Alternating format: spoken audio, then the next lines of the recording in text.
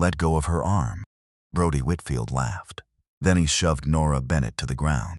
The quad went silent. String lights swayed overhead. 100 students stood frozen, cider cups still in their hands. Nora cried out, cradling her wrist. And something inside the quiet freshman girl, something she had held shut for 5 long years, finally broke open. She moved. 2 seconds. That was all it took. Brody hit the grass face down, his arm pinned, her knee steady between his shoulder blades. He never even saw it coming. Nobody in that crowd could believe it. The scholarship girl. The one who refills coffee cups at the diner on Main Street. She leaned close to his ear. "You do not touch her again. Do you understand me?" What none of them knew, not one single person standing in that quad, was who Maddie Cole used to be. Or what her mother had taught her. The town of Wentworth Falls sits quiet most of the year. You could drive right through it and miss it.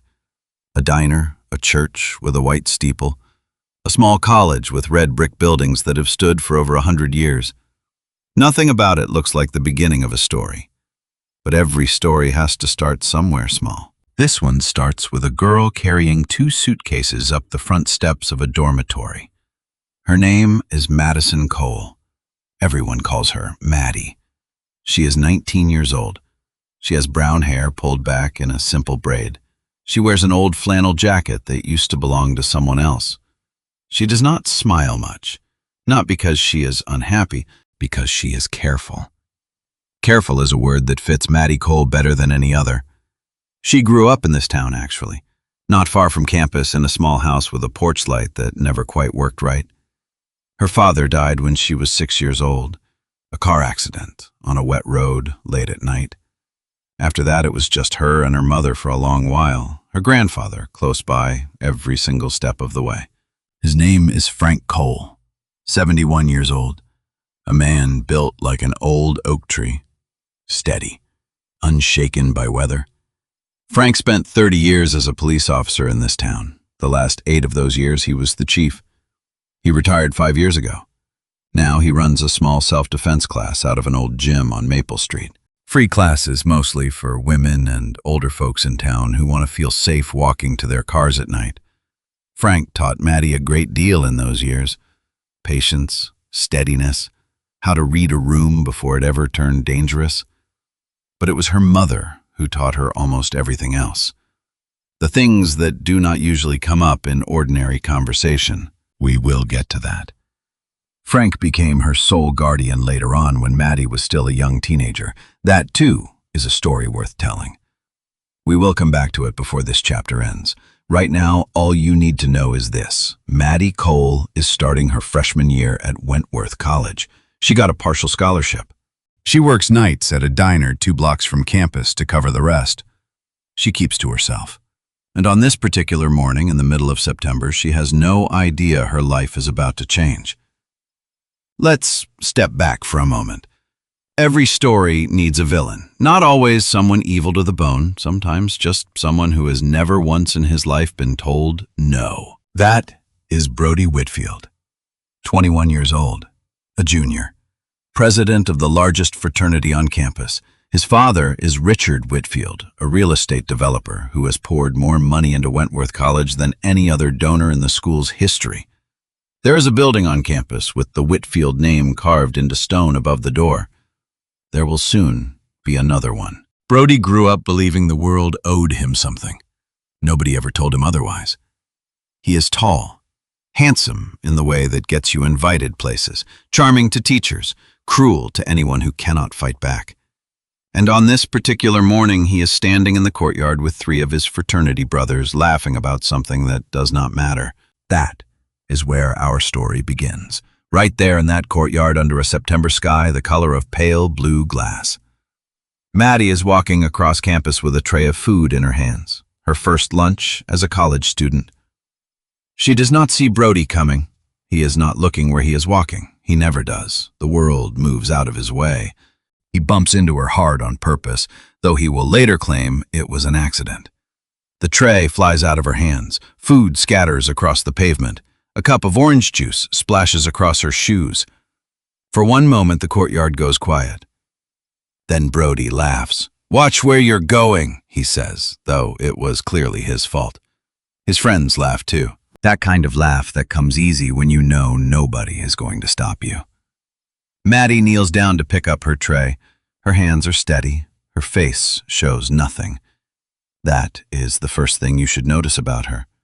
When most people get humiliated in public, their face gives them away. Not Maddie's. She has learned somewhere along the way how to be still. Brody watches her for a second, almost disappointed that she is not crying, not yelling, not giving him the reaction he wanted. So he decides to push a little further.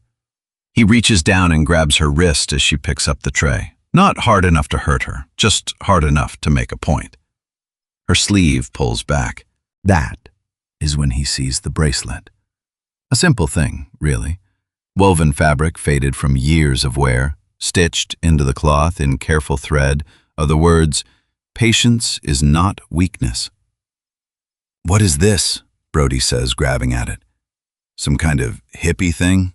"Please let go," Maddie says quietly. Her voice does not shake. Brody smiles. He likes an audience. His friends are watching now. A small crowd of students has stopped to see what is happening. He pulls harder. The old thread snaps. The bracelet comes loose in his hand.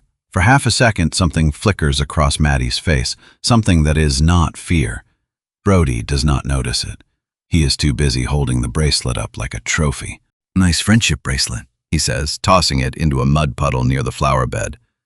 "Looks about as cheap as everything else about you." His friends laugh harder this time. Maddie does not move for a moment. The crowd waits to see what she will do. Some of them are hoping she will cry. Some are hoping she will yell back so this can turn into a real show. Instead, she walks over to the mud puddle. She kneels down. She picks up the bracelet, wipes it gently against her sleeve, and looks at Brody Whitfield with an expression that is somehow calmer than anything he has ever seen. "You have a chance to walk away," she says. "Right now." It is such a strange thing to say. So quiet. So sure of itself. Brody laughs, but there is something underneath the laugh now. A flicker of confusion. "Or what?" he says. Maddie does not answer. She simply picks up her ruined lunch tray, turns and walks away. The crowd does not know what to make of it. Some of them will remember this moment for the rest of their lives, though none of them know that yet.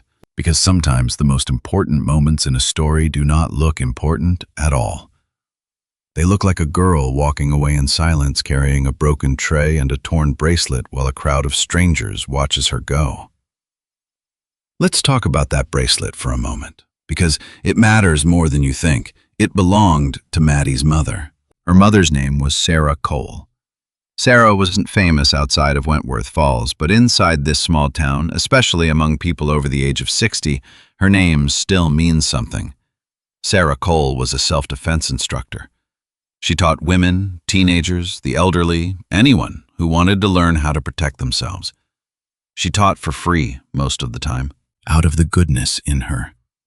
She had a gift, not just for fighting, for teaching people to believe in themselves.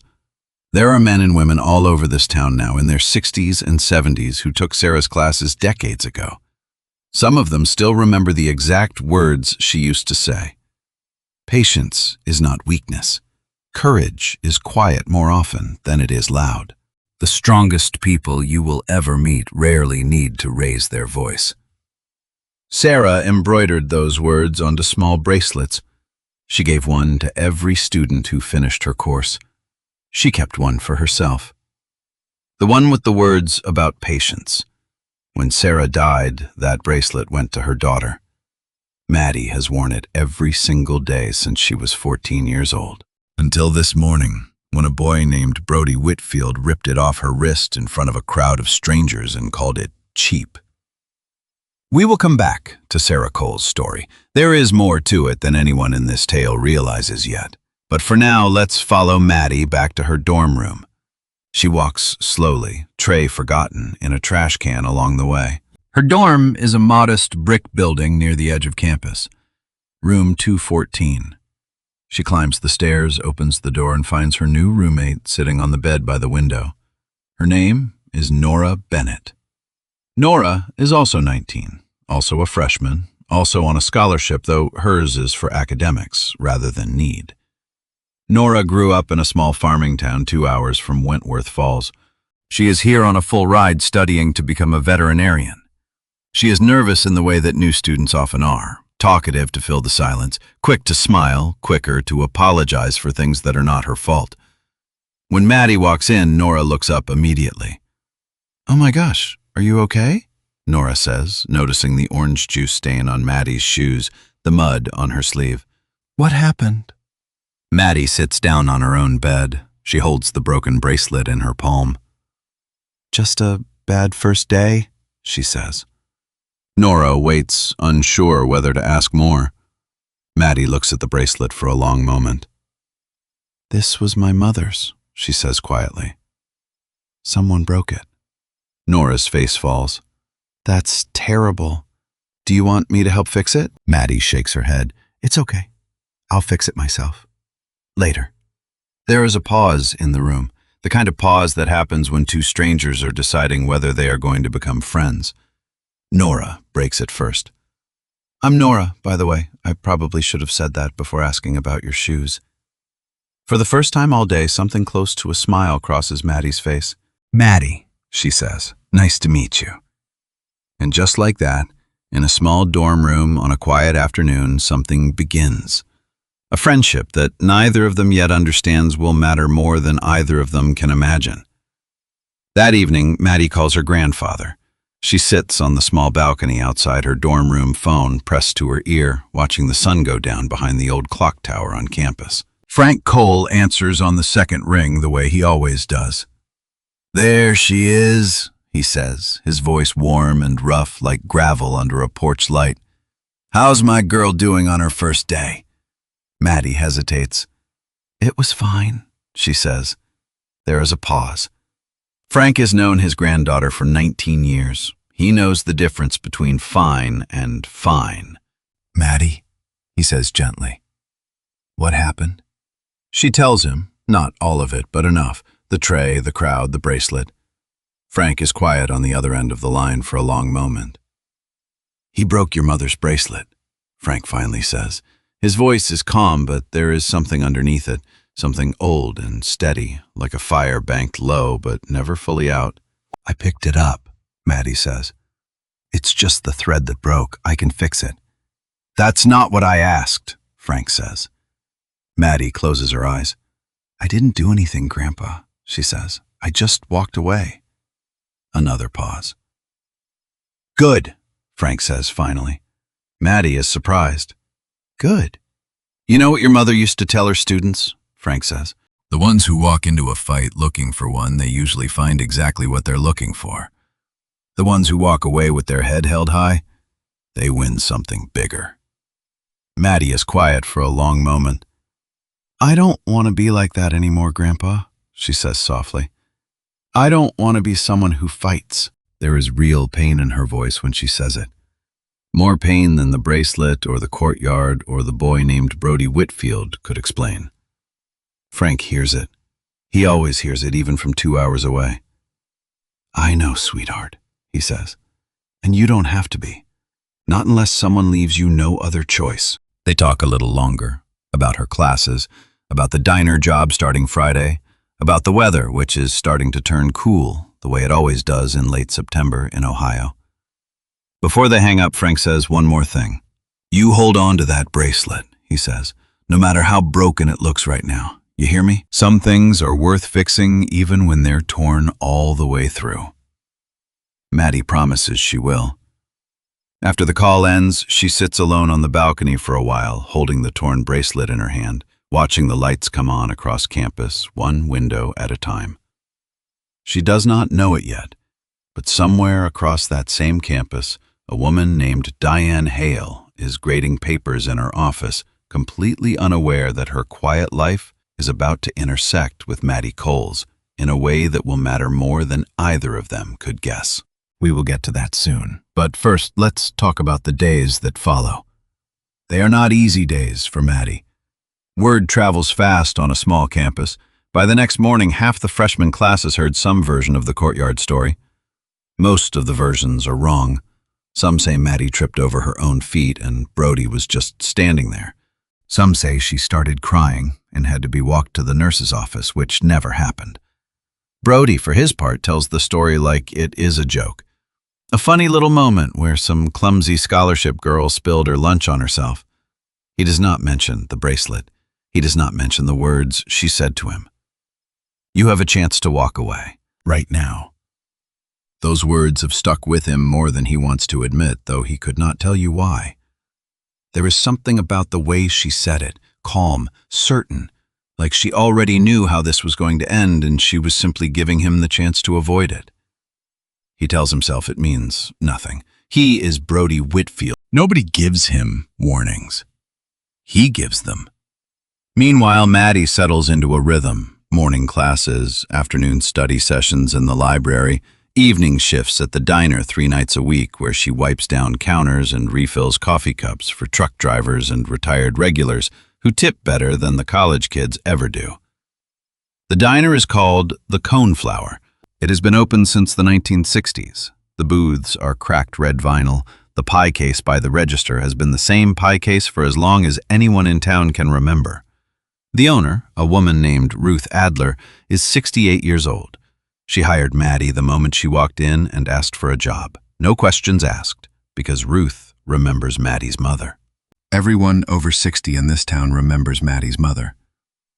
"Sarah Cole taught my daughter how to walk to her car at night without being scared," Ruth told Maddie on her first day.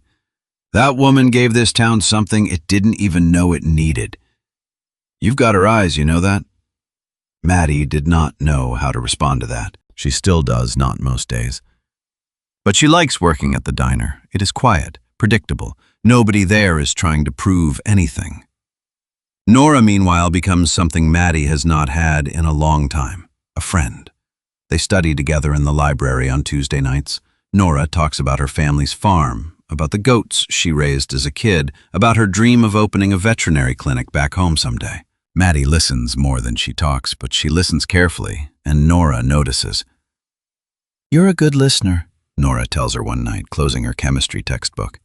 "Most people just wait for their turn to talk. You actually hear what people say." Maddie shrugs. "My grandpa says listening is the most underrated skill a person can have." Smart man. He usually is. There is a comfortable silence between them, the kind that only happens between people who are starting to trust each other. It does not take long, though, before Brody Whitfield's shadow falls across Nora, too. It happens on a Thursday, about 2 weeks into the semester. Nora is walking back from a study group, alone, cutting through the same courtyard where Maddie's tray was knocked to the ground. Brody and 2 of his fraternity brothers are there again, the way they always are, treating the courtyard like it belongs to them. One of Brody's friends, a boy named Tyler, recognizes Nora as Maddie's roommate. "Hey!" Tyler calls out. "You're the one rooming with the diner girl, right? The one who cried over spilled lunch?" Nora stops. Her heart begins to pound. "She didn't cry," Nora says before she can stop herself. "You knocked her tray out of her hands. That's not the same thing." The 3 boys exchange a look. Brody steps closer, that easy, dangerous smile spreading across his face. "Careful," he says softly. "Loyalty is cute, but it can get expensive around here." Nora's hands are shaking, but she holds her ground. "That's a weird thing to say," she says. Brody leans in slightly. "You're on scholarship too, right?" he says. "Academic, I think somebody told me.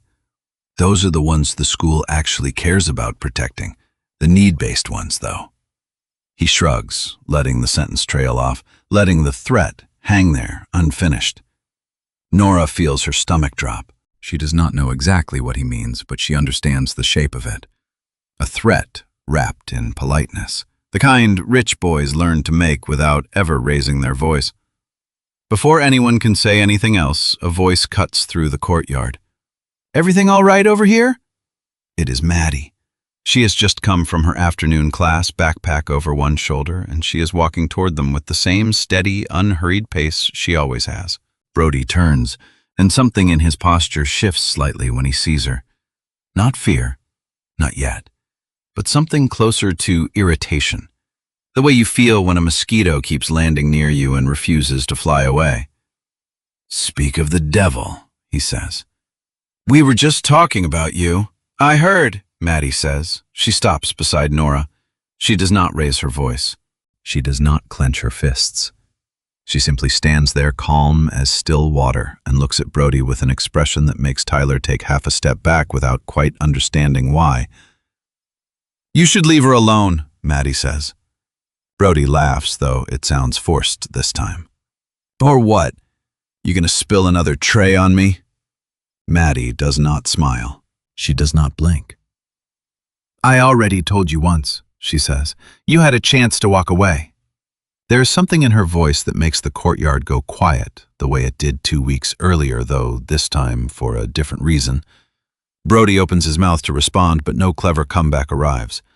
For one strange, unexplainable second, he feels something he has never felt before in his life. He feels small. It passes quickly. He shakes it off, forces the smile back onto his face, mutters something about not having time for this, and walks away with his friends trailing behind him. Nora exhales, hands still trembling. "Thank you," she says. "I don't know what I would have said if you hadn't shown up." Maddie puts a hand gently on her shoulder. "You don't owe people like that an explanation," she says. "Ever." They walk back to the dorm together in silence, the late afternoon sun slanting gold across the courtyard behind them. Neither of them notices the woman standing near the library entrance, a stack of essays tucked under one arm, who has just witnessed the entire exchange.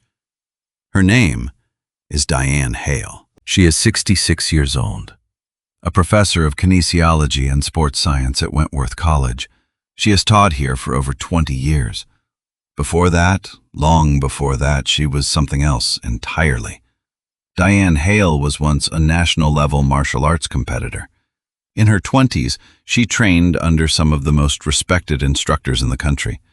She competed for 12 years before an old shoulder injury forced her to retire from competition and move into coaching, then eventually into academics. She still teaches self-defense seminars twice a year on campus, mostly attended by female students worried about walking home alone at night.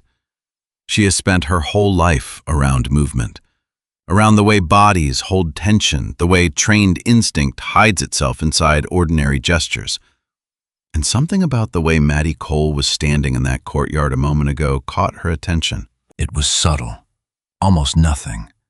The weight distribution, the relaxed shoulders that were not actually relaxed at all but coiled, ready, controlled.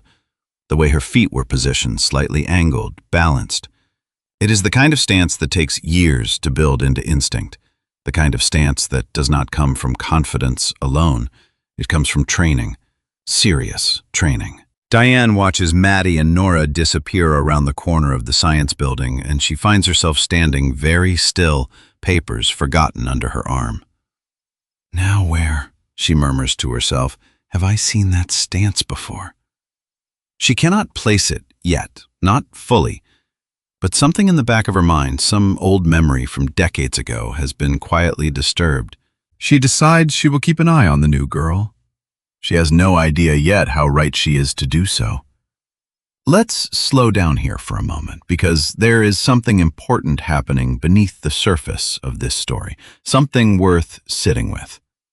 Maddie Cole is not simply a quiet girl who happens to be tough. She carries something heavier than most people her age ever have to carry. 5 years ago, when she was 14 years old, Maddie was one of the most promising young martial artists in the entire country. She began training with her mother almost as soon as she could walk.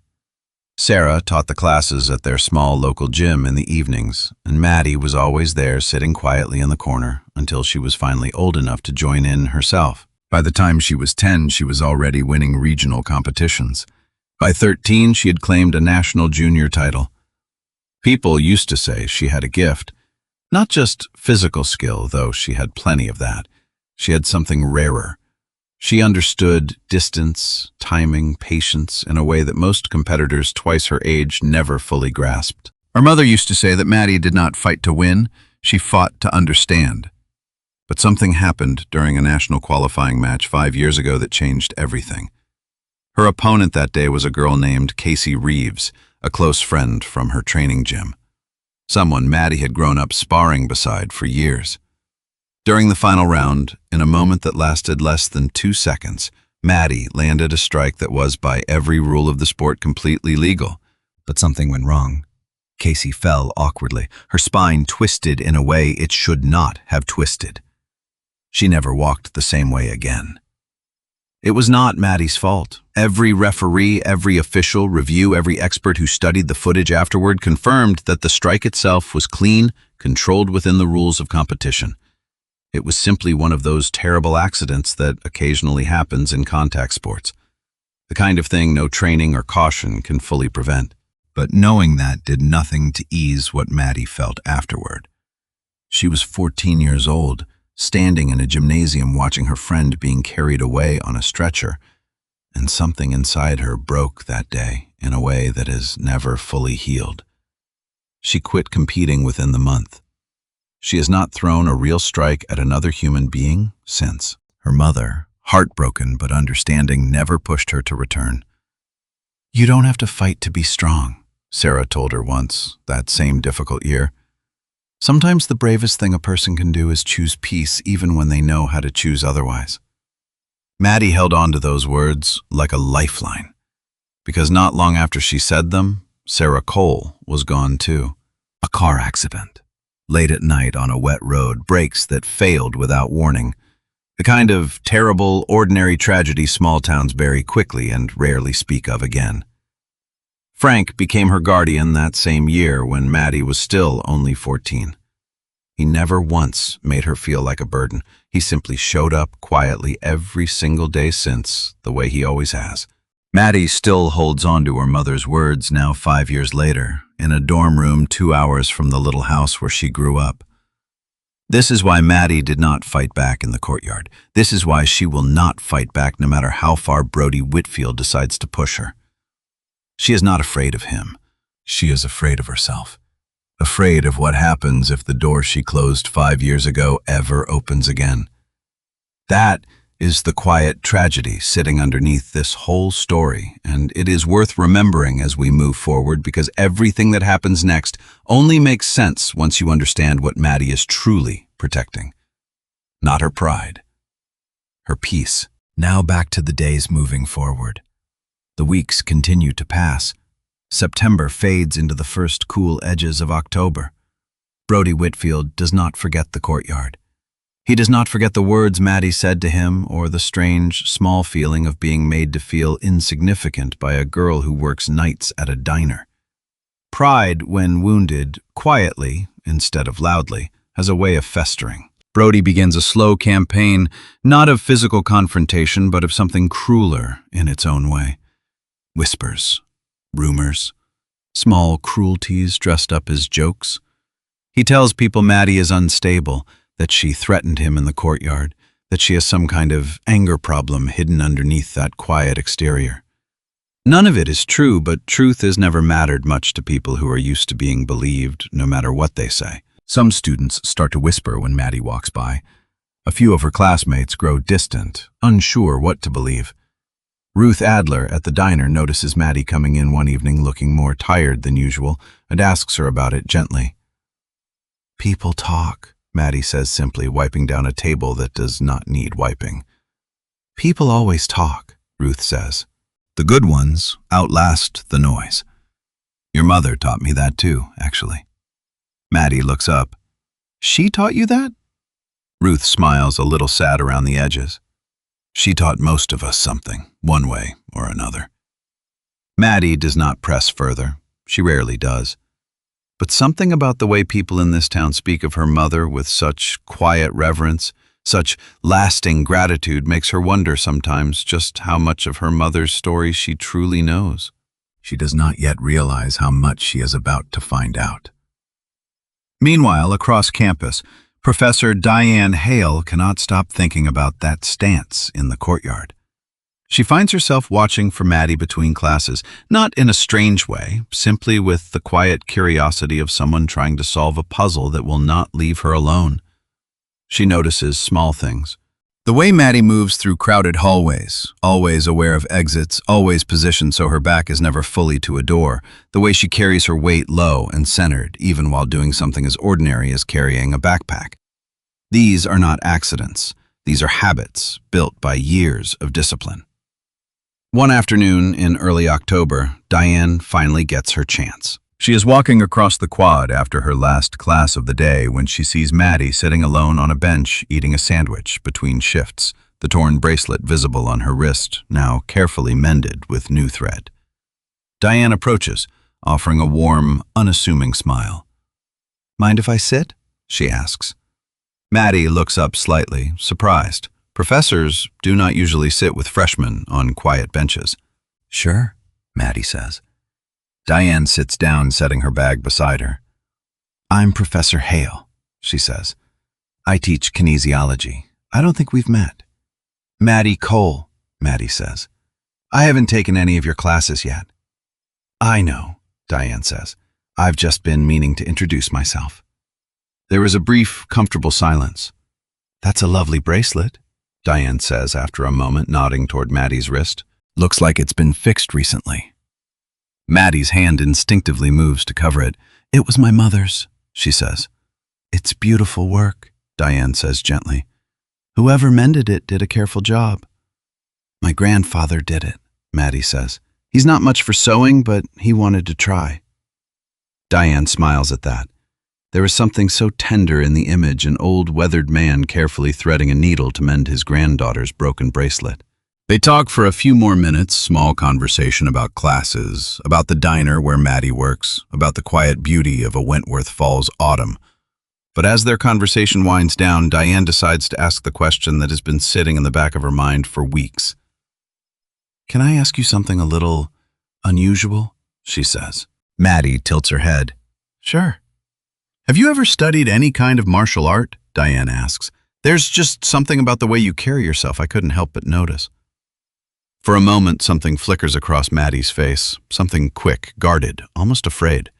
"No," Maddie says. "Nothing like that." The lie comes out smooth, practiced, the way lies do when you have told them to yourself so many times they start to feel almost true. Diane studies her for a moment, but does not push. "My mistake," she says gently.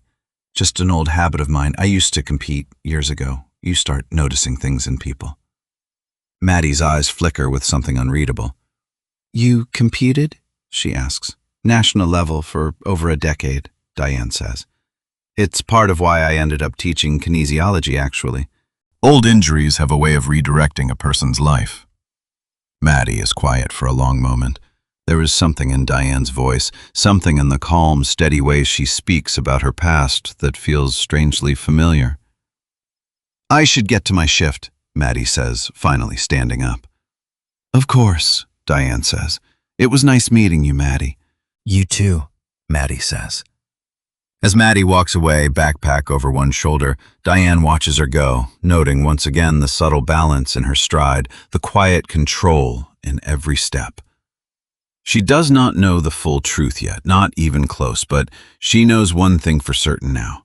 That girl has trained. Trained, seriously trained, for years, under someone who understood far more than the basics. And whatever happened to make her deny it so quickly, so instinctively, is a story worth understanding.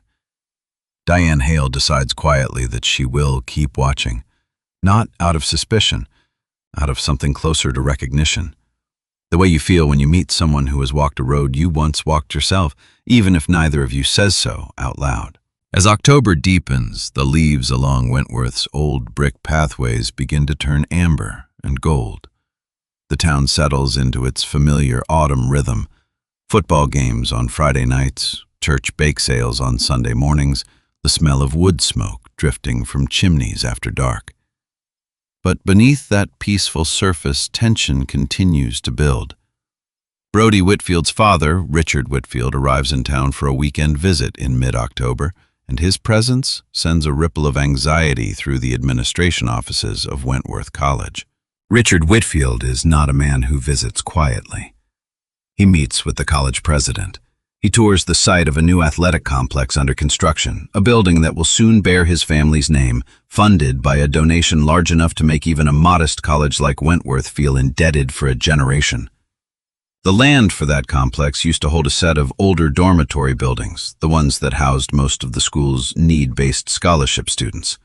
Those students, Nora among them, were relocated at the start of the semester to make room for construction.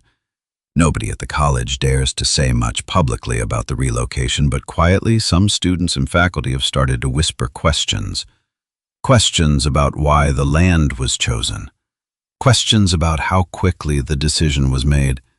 Questions about whether proper process was followed at all. Richard Whitfield does not concern himself with whispers.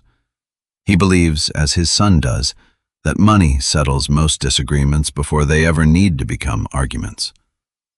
During his visit, Richard has dinner with Brody at a restaurant just off campus. Over steak and wine, Brody complains about a girl who embarrassed him in front of his friends. A scholarship girl. Someone who works at a diner and thinks she can talk to him like an equal? Richard listens, mostly amused. "You let a diner waitress get under your skin," he says, chuckling. "She's not just anybody," Brody mutters. "There's something about her I don't know. It's annoying." Richard shrugs, waving the comment away like smoke. "People like that need reminding sometimes," he says. Reminding of where they stand. You come from something, Brody. Never forget that. And never let someone who comes from nothing make you feel small. It is a small conversation, a throwaway moment over an expensive dinner, but it plants something dangerous in Brody's mind. Permission, disguised as fatherly advice. 2 nights later, that permission finds its target. It is a Thursday evening. Maddie is finishing her shift at the diner, tying her apron off, saying goodnight to Ruth, stepping out into the cool October air. She begins walking the familiar path back toward campus, the streetlights just beginning to flicker on above her. She does not notice at first the pickup truck idling near the corner of the parking lot. Brody is behind the wheel, 2 of his fraternity brothers beside him, all 3 of them a little too loud, a little too loose, the particular kind of confidence that comes from a few beers and an evening with nothing better to do. "There she is," Tyler says, spotting Maddie through the windshield. "Diner girl." Brody's jaw tightens slightly. He pulls the truck slowly along the curb beside her, rolling down the window. "Hey," he calls out. "Working late tonight?" Maddie does not stop walking. "Go home, Brody." "Come on," he says, his voice edged with something colder than his usual mockery. "We're just talking." She keeps walking. He keeps pace beside her, the truck creeping along the empty street. "You know," Brody continues, "my dad's building a whole new complex on this campus. You know what used to be there? The dorms where your little friend Nora used to live. Funny how things get moved around when the right people decide they should." Maddie stops walking. She turns to look at him, something sharp and quiet flickering behind her eyes. "What did you say?" Brody smiles, satisfied to finally get a reaction. "I said things get moved when the right people decide they should," he repeats, slowly, savoring each word. "People like you and your little roommate, you're just guests here. Don't forget that." The street is empty. The only sound is the low rumble of the truck's engine and the distant hum of crickets somewhere beyond the streetlights. Maddie stands very still. For the first time since the semester began, something inside her feels genuinely close to breaking. Not fear. Something closer to fury, banked low and controlled the way a fire smolders beneath ash long after the flames have been put out. She thinks of her mother's words. Patience is not weakness. She thinks of the promise she made to herself 5 years ago, standing in a gymnasium beside a stretcher, swearing she would never let this feeling win again. She takes a breath. "You don't know anything about me," she says quietly, "or my roommate, or this town." Brody leans out the window slightly. "I know enough." "You have a chance," Maddie says, her voice low and steady, "to drive away right now." Something about the way she says it, the same words from the courtyard weeks earlier, sends an unexpected chill down Brody's spine, though he would never admit it out loud. For a brief moment, the two fraternity brothers beside him exchange an uneasy glance, but Brody, fueled by pride and his father's careless words from 2 nights before, does not take the warning. He laughs instead, a short hollow sound, and speeds off into the night, tires briefly screeching against the pavement. Maddie stands alone on the sidewalk for a long moment, watching the taillights disappear around the corner. Her hands are shaking just slightly, though not from fear. She looks down at the bracelet on her wrist, the careful stitching her grandfather redid with such patient, clumsy love. Patience is not weakness. She whispers the words to herself like a prayer, like an anchor, and slowly the shaking in her hands begins to still. She does not tell Nora what happened that night. She does not tell her grandfather either, not yet. But something has shifted inside her. A line has been drawn quietly, invisibly, somewhere in the dark of that empty street. She does not yet know how soon that line will be crossed, but it will be. And when it is, everything this small town believes it knows about Maddie Cole is about to change forever. For now, though, the story rests here. A girl walking home alone under a darkening October sky. A torn bracelet mended with careful thread. A secret past waiting quietly beneath the surface like a seed buried just deep enough to survive the coming frost. Somewhere across town, an old man sits on his porch sharpening a pocket knife, out of habit rather than need, feeling an unexplainable unease settle over him as the night grows colder. Somewhere on campus, a professor lies awake turning over the memory of a subtle stance in a sunlit courtyard, certain she has seen it somewhere before, though she cannot yet place where. And somewhere in a quiet dorm room, 2 young women fall asleep, unaware that the ground beneath their small, ordinary lives is about to shift in ways neither of them could ever have imagined. Let's linger a moment longer before we close this chapter, because there is one more piece of this night worth telling. After Maddie finally makes it back to her dorm, she does not go inside right away. She sits on the front steps instead, coat pulled tight around her, watching her own breath curl into the cold October air. She thinks about her mother. She thinks about the gymnasium in Columbus 5 years ago, the squeak of sneakers on polished wood, the sound a body makes when it lands wrong. She thinks about Casey Reeves, who used to laugh so easily, who now gets around in a wheelchair most days, though she has never once blamed Maddie for it. That is the strange cruelty of guilt. It does not care what the facts say. It does not care what the referees ruled, or what the doctors explained, or what Casey herself has said over and over in letters Maddie still keeps in a shoebox under her bed. It was not your fault, Maddie. Please stop punishing yourself for something that was never your fault to carry. Maddie has read that letter more times than she could count. She still has not managed to believe it. She thinks, too, about the months right after her mother died, about the strange, aching quiet of that little house on the edge of town, about the students who came by anyway, grown men and women in their 50s and 60s sitting at the kitchen table with Frank and Maddie sharing old stories, thanking a woman who was no longer there to hear it, thanking her instead through the daughter she left behind. You taught me I was stronger than I thought. You gave me my life back. Maddie remembers being confused by it as a teenager, confused by how much her mother's small, unglamorous work had rippled outward into so many lives she had never fully understood. She understands it a little better now, sitting on these cold steps, thinking about a boy in a truck who threatened to erase her friend's home like it was nothing at all. She thinks about what her mother would say if she were here. Not about fighting. Her mother rarely talked about fighting, not really. She talked about protecting. There is a difference, Maddie. A fighter wants to win. A protector simply refuses to let something wrong keep happening in front of them. Maddie sits with that thought for a long while, the cold biting gently at her fingers, the porch light above her flickering the way porch lights in old towns tend to do. Eventually, she goes inside. Nora is already asleep, textbook still open on her chest, lamp still on beside her bed. Maddie quietly turns off the lamp, closes the book, and sets it on the desk. She looks at her roommate for a moment. 19 years old. far from home, trusting this town and this school to keep her safe simply because that is what schools are supposed to do. Maddie feels something settle inside her chest. Not fear anymore. Something steadier. Something closer to resolve. She climbs into her own bed, but sleep does not come easily. She keeps thinking about the words Brody said. Things get moved when the right people decide they should.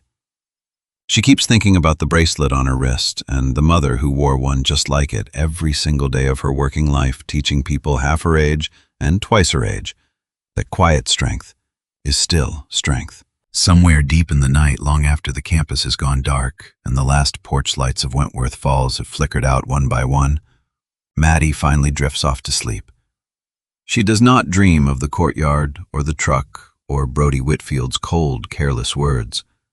She dreams of a gymnasium from years ago, sunlight through high windows, her mother's voice calling out corrections from the sideline, patient and warm. Lead with your calm, not your fists, sweetheart. The calm will always get there first. Morning comes softly over Wentworth Falls the way it always does in early autumn, mist rising off the football field. Church bells marking the hour from somewhere near downtown. Life on campus continues, ordinary and unaware. Students hurry to 8 o'clock classes with coffee cups in hand. Professor Hale grades papers in her office, still turning over the puzzle of a girl's unusual stance. Frank Cole opens his gym on Maple Street and sweeps the floor out of habit, the way he has every morning for 5 years, unaware of the phone call he will receive from his granddaughter later that week, a call that will change the shape of everything that follows. And somewhere across town, in a house far too large for one man and his ambitions, Richard Whitfield signs another document, moving forward with plans for a building that sits on land with a history he has never bothered to ask about. None of them know yet what is coming, but something has shifted in this small, quiet town. Something that began with a torn bracelet in a courtyard and a girl who chose silence over anger, patience over pride. It is a small beginning. The kind that rarely announces itself, but every story that ends in truth being spoken out loud has to begin somewhere quiet like this. This is where we leave part 1 of our story. But this, dear friends, is only the beginning. There is a particular kind of morning that follows a night like the one Maddie had, the kind where the sun comes up too bright, too ordinary, as if nothing happened at all. Maddie wakes before her alarm. She lies still for a moment, staring at the ceiling, listening to Nora's slow, even breathing from the bed across the room. She thinks about the truck, about the words Brody said. Things get moved when the right people decide they should. She gets up, quietly careful not to wake Nora, and steps out into the hallway to make a phone call. Frank answers on the first ring this time. He has always been an early riser, old habit from 30 years on the force. "Morning, sweetheart," he says. "You're up early." "Grandpa," Maddie says, "can we talk?" Something in her voice makes Frank sit up a little straighter, though she cannot see that through the phone. "Always," he says. "What's going on?" She tells him everything. The truck, Brody, the threat about the dormitories, the strange cold satisfaction in his voice when he said it. Frank is quiet for a long moment after she finishes. "He said that about the dorms being moved?" "Word for word," Maddie says. Frank exhales slowly. "That's not just a rich kid running his mouth, Maddie. That sounds like a boy repeating something he heard from his father." "What do you mean?" Frank hesitates. Maddie can hear it, that particular pause he takes when he is deciding how much to say. "There's history in this town," Frank finally says. "History with the Whitfield name. Your mother knew some of it. I never told you all of it myself because I wasn't sure how much good it would do you to carry. But maybe it's time." Maddie's chest tightens. "Grandpa, what are you talking about?" Frank takes a breath. "Your mother," he says slowly, "found some paperwork the same year everything happened with Casey. Old land records. Deeds that didn't add up right, going back almost 30 years. Tied to property near the edge of campus. The same land, near as I can tell, that they're building that new sports complex on now. Maddie sits down hard on the hallway bench phone pressed tight against her ear. That was 5 years ago, she says slowly. The same year Mom died. 3 months after she found it, Frank says quietly. That's not a coincidence I've ever been comfortable with. The hallway feels very cold all of a sudden. What kind of paperwork? Maddie finally asks. I don't know all the details, Frank admits. Your mother didn't tell me everything. She was careful about it, said she didn't want to drag me into something before she understood it herself, but I remember she was upset about it for weeks, made some phone calls, talked to a lawyer friend of hers in Columbus. And then what happened? Frank is quiet again. And then she was gone, he says softly. Brakes failed on a wet road late at night. Same kind of accident that took your father all those years before that. The police report was clean both times, no sign of tampering either time, just two terrible, ordinary tragedies 8 years apart on roads that see maybe one accident a decade. Grandpa, Maddie whispers, are you saying it wasn't an accident? I'm not saying that, Frank says quickly. I don't have proof of anything. I think this town is a way of protecting the people who write the biggest checks, and I think your mother found something that made some very powerful people uncomfortable right before she died. That's all I can honestly tell you. But I think it's worth finding out exactly what that something was before the Whitfield family builds another monument to themselves on top of it. Maddie sits in silence for a long moment, the early morning light spilling weak and gray through the hallway windows. What do we do? She finally asks. We start slow, Frank says. We start careful.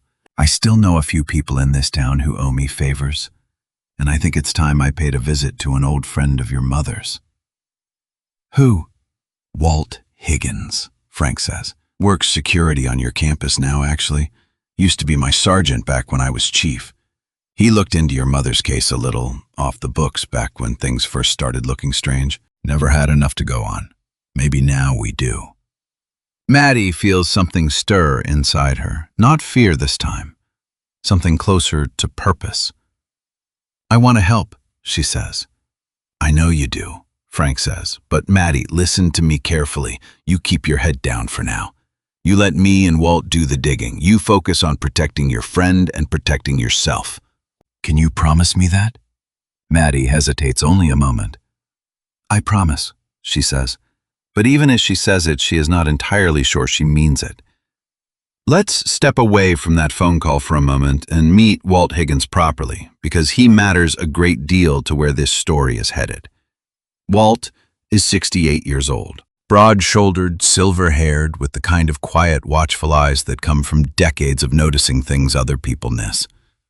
He spent 26 years as a sergeant on the Wentworth Falls police force, most of those years working directly under Frank Cole. When he retired, he took a job as a night security guard on the Wentworth College campus, mostly because sitting at home made him restless, and because he liked the idea of keeping an eye on young people trying to find their way in the world. He remembers Sarah Cole well. Everyone of his generation in this town does. Sarah taught his late wife self-defense classes years ago after a frightening incident in a grocery store parking lot left her shaken for months. Walt watched his wife walk taller after those classes, watched her fear slowly transform into quiet confidence. He never forgot that.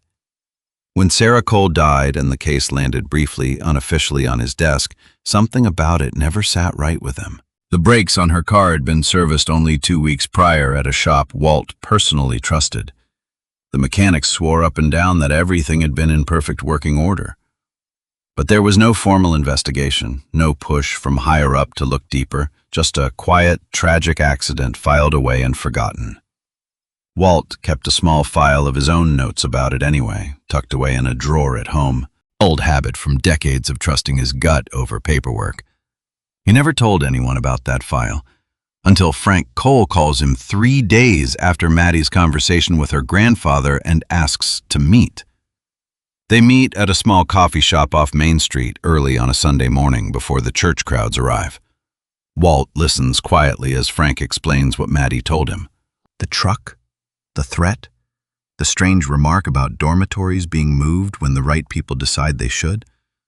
When Frank finishes, Walt sits back in his chair for a long moment, saying nothing. "I kept a file," he finally says, "on Sarah.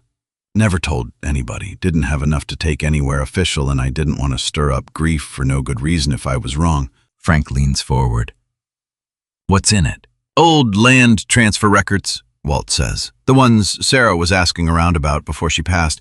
I managed to get copies from a clerk friend of mine at the county office back when I was still trying to understand what she'd found. There's a gap in the ownership history, about 28 years back. Property changed hands twice in 1 year, cheap, quiet, no public record of why. The land they're building the new sports complex on," Frank says slowly. Walt nods. "Same parcel. Whitfield's company bought it originally under a shell name. Took me weeks just to trace that much." Frank sits back, absorbing this. "You think somebody found out Sarah was digging into this," he says, "and decided to make sure she stopped?" Walt's jaw tightens. "I think it's possible. I never had enough to prove it, still don't. But if that boy is out there repeating things about land and dormitories getting moved, sounds to me like his father's still sitting on secrets he doesn't want dug up." The two old friends sit in silence for a moment, the weight of decades settling between them. 12 days, Walt finally says. Frank looks up. "What?" "Founders Day," Walt says. "They're unveiling the new complex during the ceremony. Whitfield's flying in some state senator for the ribbon cutting. Whole town's going to be watching." Frank's eyes narrow. "Then that's our deadline," he says quietly. "Whatever we're going to find, we need to find it before then." Neither of them says it out loud, but they are both thinking the same thing.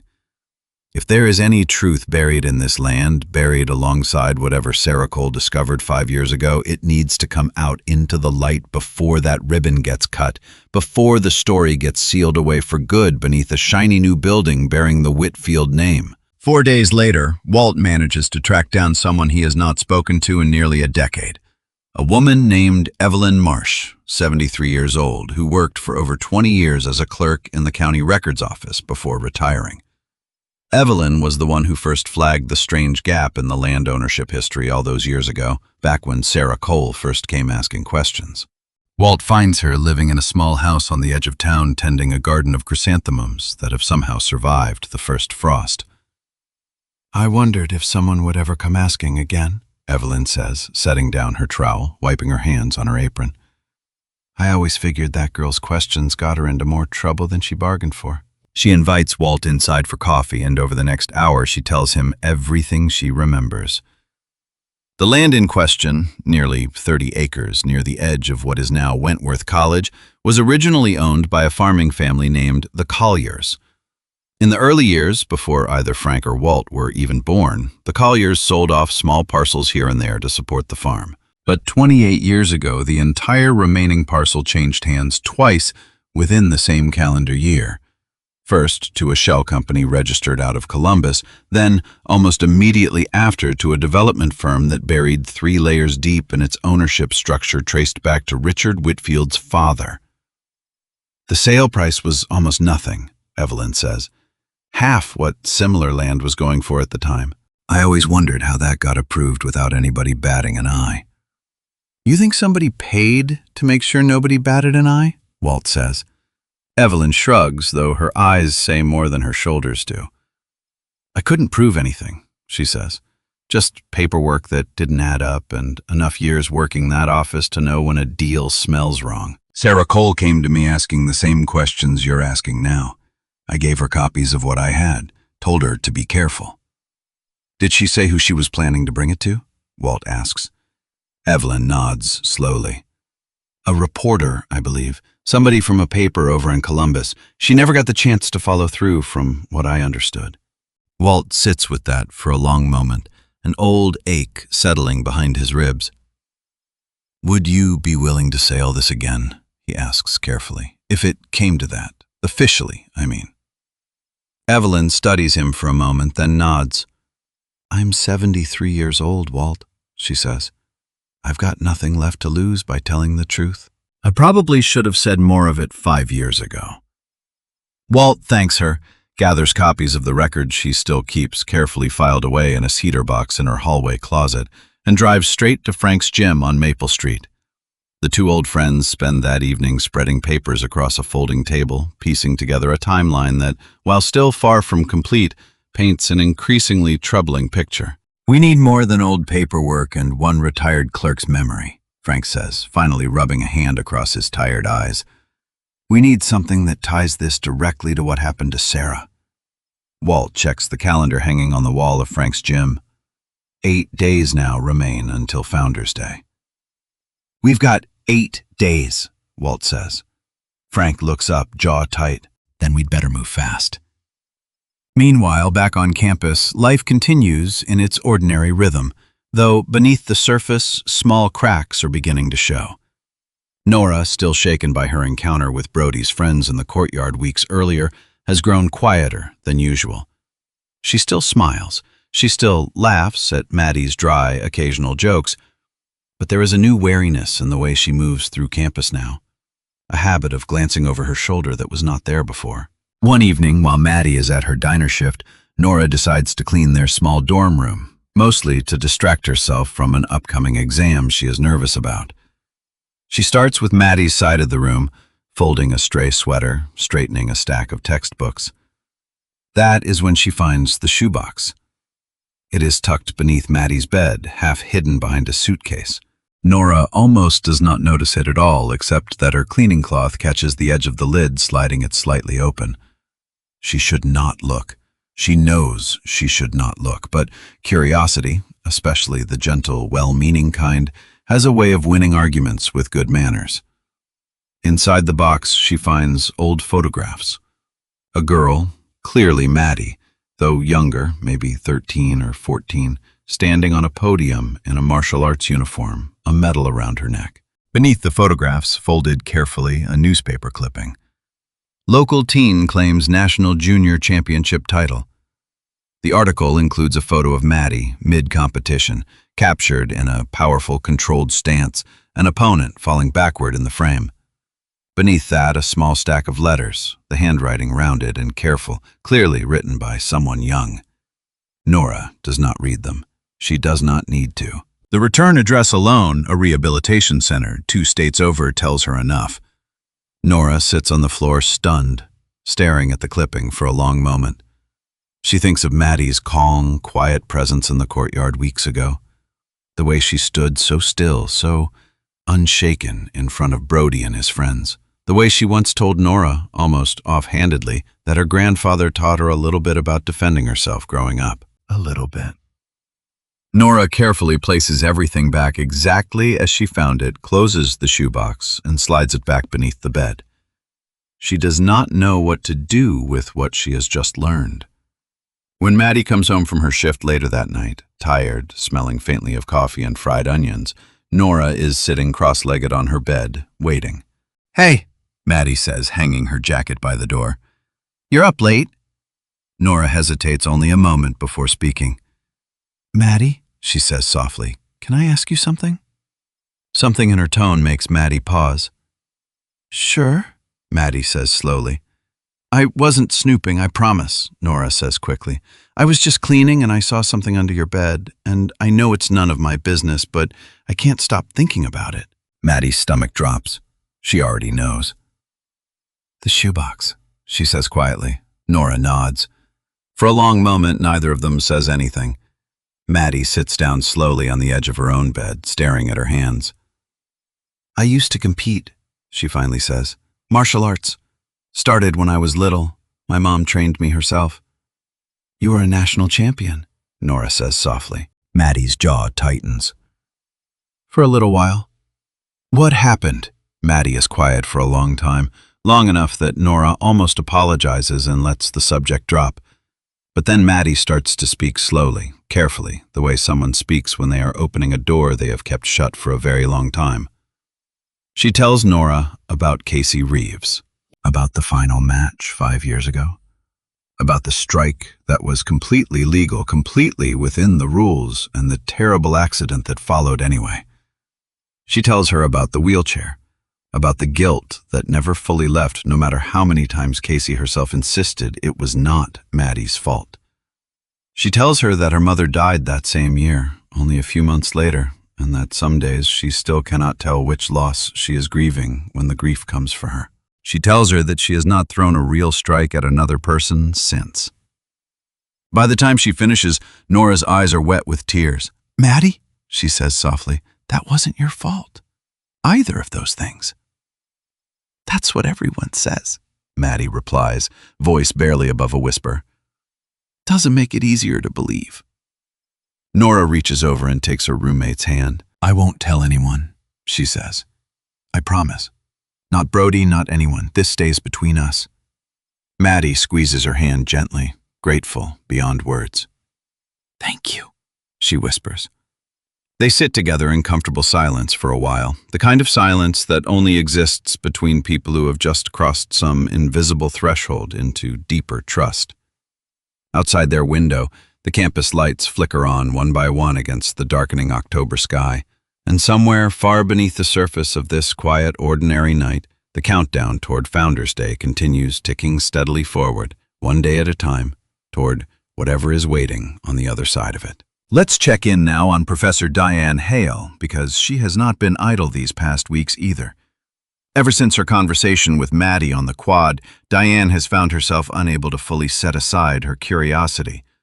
She spends several evenings in her office, pulling up old competition archives online, searching through footage from national junior championships spanning the past decade, looking for that particular stance, that particular balance burned into her memory from decades of watching bodies move. It takes her nearly 2 weeks, but she finally finds it.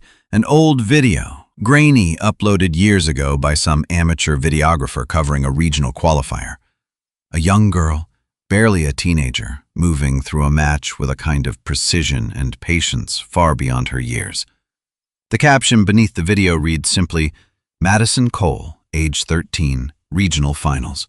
Diane watches the footage several times, her hands pressed against her mouth.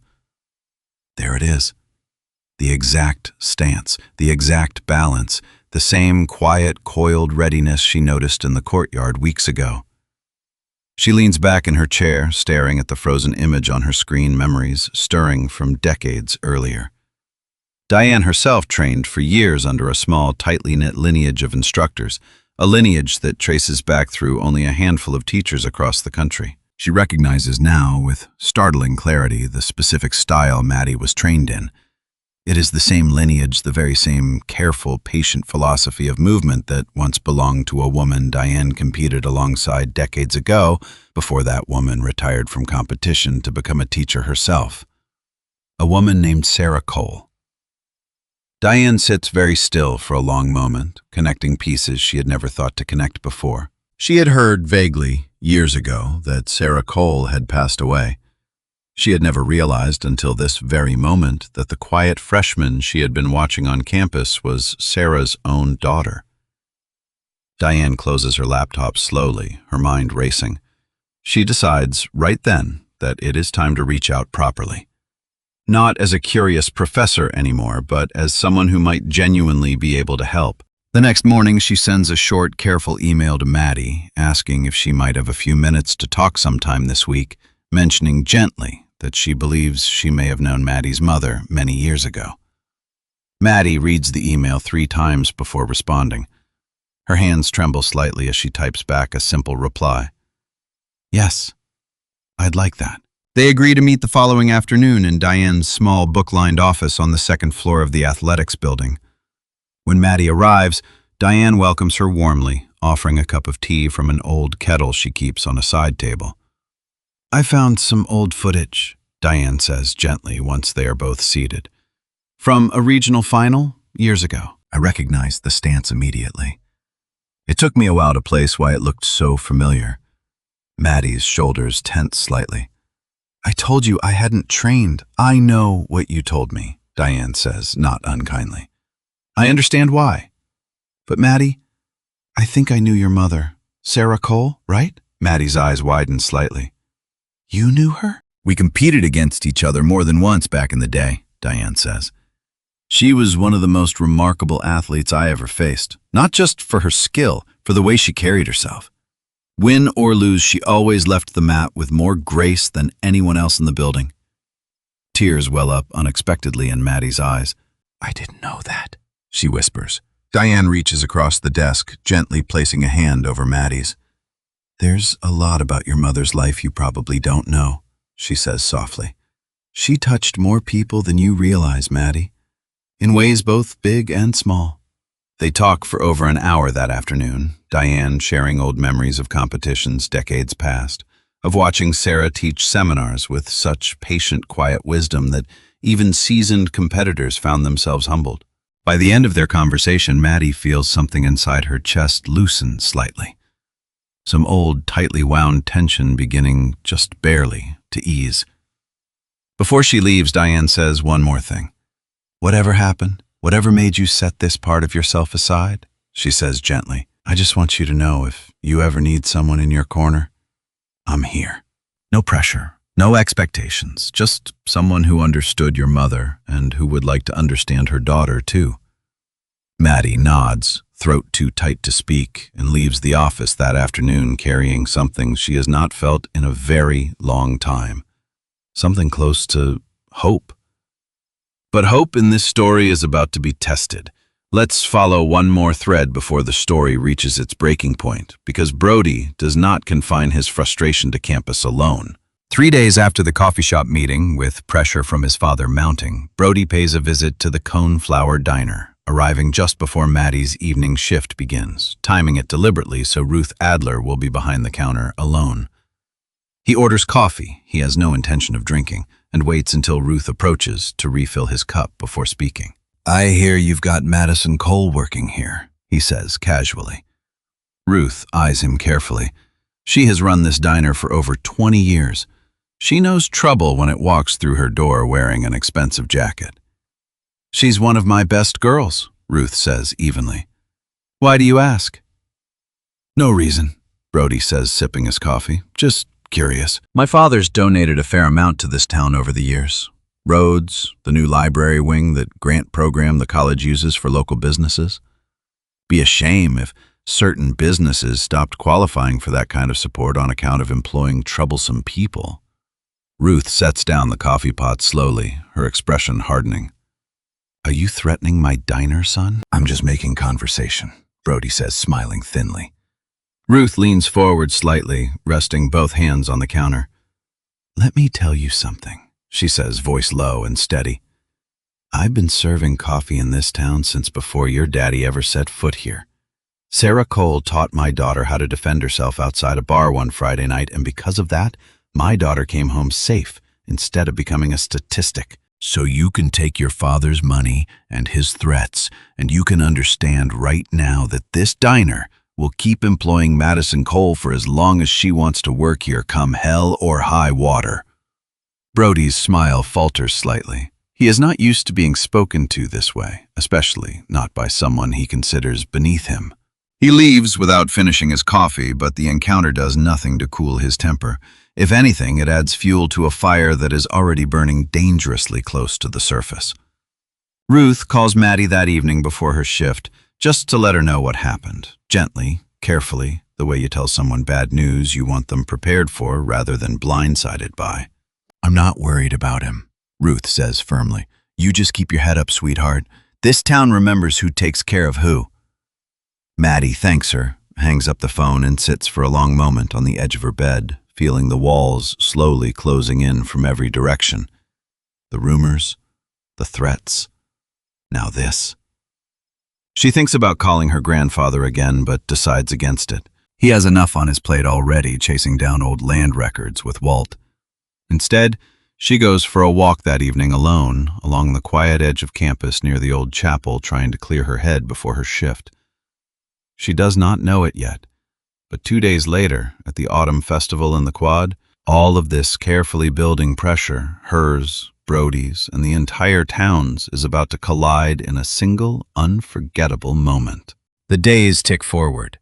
9 days before Founders Day, then 8, then 7. Brody grows increasingly frustrated. His rumors about Maddie have not stuck the way he hoped. If anything, more students have started quietly taking her side, unsettled by the strange cruelty of his campaign against a girl who did nothing more than pick up a bracelet from the mud. His father calls twice that week, pressing him about unrelated matters, mentioning offhandedly that the Founders' Day ceremony needs to go perfectly, that certain members of the board have been asking uncomfortable questions about the history of the construction site, and that any disruption, any embarrassment at all, would reflect poorly on the family name. Brody does not fully understand what his father means by uncomfortable questions. He does not care to ask. But the pressure sits on him anyway, tightening his temper, shortening his patience, until finally, 7 days before Founders' Day, everything comes to a head.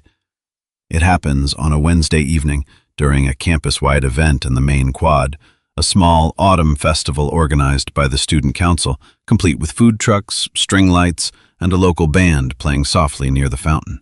Maddie and Nora attend together, enjoying a rare, ordinary evening among friends, laughing over cups of warm cider, watching younger students toss beanbags at a carnival-style game near the edge of the crowd. Brody arrives later in the evening, already irritated from another tense phone call with his father, drink in hand, looking for any excuse to release the pressure building inside him. He spots Nora first, laughing near the cider stand, and something in him snaps. He crosses the quad quickly, shoving through the crowd, and grabs Nora roughly by the arm. "You think you can just spread rumors about me?" he snaps, voice loud enough to draw attention from the surrounding crowd. "Telling people I threatened your little scholarship houses." Nora's face goes pale. "I never said anything like that." "Don't lie to me," Brody snaps, gripping her arm tighter. "Let go of her," Maddie says, stepping forward, immediately her voice sharp and clear.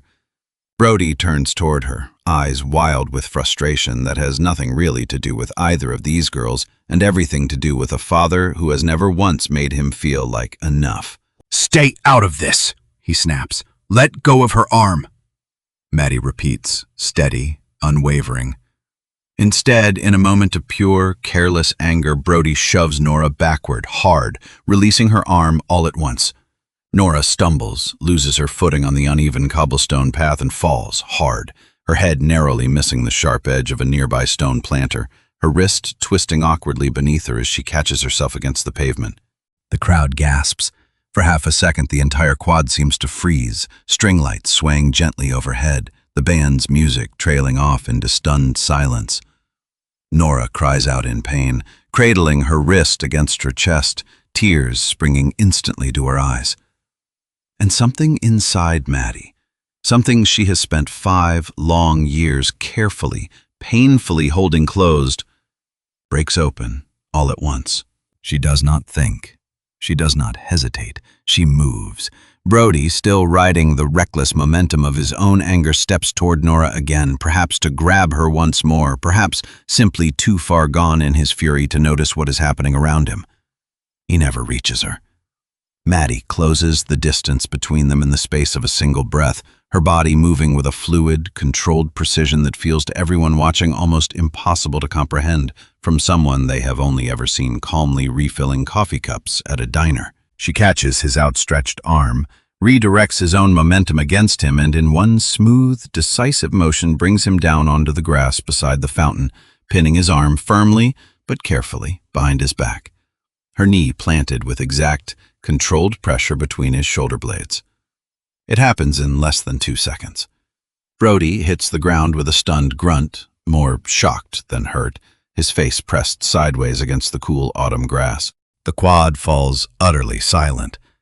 Dozens of students stand frozen, cider cups forgotten in their hands, phones half raised before anyone quite remembers to actually record what they are witnessing. Maddie holds the position for exactly as long as necessary, no longer, her voice low and steady as she speaks directly into Brody's ear. "You do not touch her again," she says. "Do you understand me?" Brody, humiliated, furious, and more than a little frightened, manages only a strangled, "Get off me!" Maddie releases him, immediately stepping back with the same calm, controlled grace she carried into the movement. She does not gloat. She does not smile. She simply turns away from him and kneels quickly beside Nora, checking her wrist with careful, practiced hands. "Can you move your fingers?" she asks softly. Nora, still shaking, nods through her tears, wiggling her fingers slowly. "I think it's just sprain. We need to get you to the health center," Maddie says gently, helping her to her feet. Around them, the crowd remains frozen, staring, whispering, phones now fully raised, capturing the aftermath of a moment none of them will soon forget. Brody climbs slowly to his feet, brushing grass and dirt from his jacket, his face flushed with humiliation and rage in equal measure. "You're done," he snarls at Maddie, pointing a shaking finger toward her. "You're finished at this school. My father will make sure of it." Maddie does not even look at him. She is focused entirely on Nora, gently guiding her through the stunned crowd toward the health center. But Diane Hale, standing near the edge of the quad, having witnessed the entire sequence unfold in stunned professional awe, watches Maddie disappear into the night with an expression somewhere between pride and quiet dread. Because Diane recognizes something else in that brief, precise movement, beyond simply the skill. She recognizes restraint. Extraordinary, deliberate restraint. A level of control that could have easily caused Brody serious injury had Maddie wanted it to. She did not want it to. She simply wanted him stopped. Diane understands in that moment exactly what kind of young woman Maddie Cole truly is. But she also understands something more troubling. Word of what just happened will spread across this campus by morning, twisted and exaggerated in a dozen different directions. And Richard Whitfield, a man already anxious about uncomfortable questions surrounding his new construction site, is not going to let his son's public humiliation go unanswered. 7 days remain before Founders Day. At the campus health center, a nurse wraps Nora's wrist in a soft brace, confirming it is only a sprain, nothing broken, though she will need to keep it wrapped for a couple of weeks. Nora sits on the edge of the exam table, still a little pale, watching Maddie pace quietly near the door. "You didn't have to do that," Nora says softly. "You could have gotten in serious trouble." Maddie stops pacing and looks at her. "You were on the ground," she says simply. "There wasn't a version of that moment where I stood still." Nora manages a small, watery smile. "I've never seen anything like that in my whole life." "I hope you never have to again," Maddie says quietly. They sit together in silence for a while, the hum of fluorescent lights overhead the only sound in the small room, until the nurse returns with discharge paperwork and a small orange bottle of pain relievers. When they finally leave the health center, the campus outside feels different somehow. Quieter, but charged, the way air feels heavy right before a storm breaks. Maddie walks Nora back to their dorm, gets her settled into bed with a cup of tea and an ice pack, and then steps out into the hallway to make one more phone call before the night is through. Frank answers groggily, well past his usual bedtime. "Maddie, everything all right?" she tells him. All of it, the shove, the fall, which she did in response. There is a long silence on the other end of the line. "Grandpa," she says softly, "are you upset with me?" "No, sweetheart," Frank says, his voice thick with something that sounds almost like relief. "No, I'm not upset. I've spent 5 years watching you carry a weight that was never fully yours to carry. Tonight you protected your friend. That's not the same thing as what happened before. Your mother would tell you the exact same thing if she were here." Maddie closes her eyes, tears finally slipping free, the ones she has been holding back since the moment Nora hit the ground. "I was so scared," she whispers, "not of him, of myself, of what it would feel like to let that door open again." "And how did it feel?" Frank asks gently. Maddie thinks about it for a long moment. "Controlled," she finally says.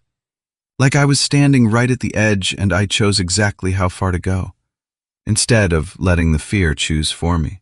"That's the difference, sweetheart," Frank says softly. "That's the whole difference. Your mother spent her life trying to teach people. Discipline isn't about never using what you know. It's about only ever using exactly as much as the moment requires, and not 1 ounce more." They talk a little longer until Maddie's breathing steadies, until the tears finally slow. "Get some sleep if you can," Frank adds gently. Tomorrow's going to ask a lot of you one way or another. I will, Maddie says. Good night, Grandpa. Good night, sweetheart. I love you.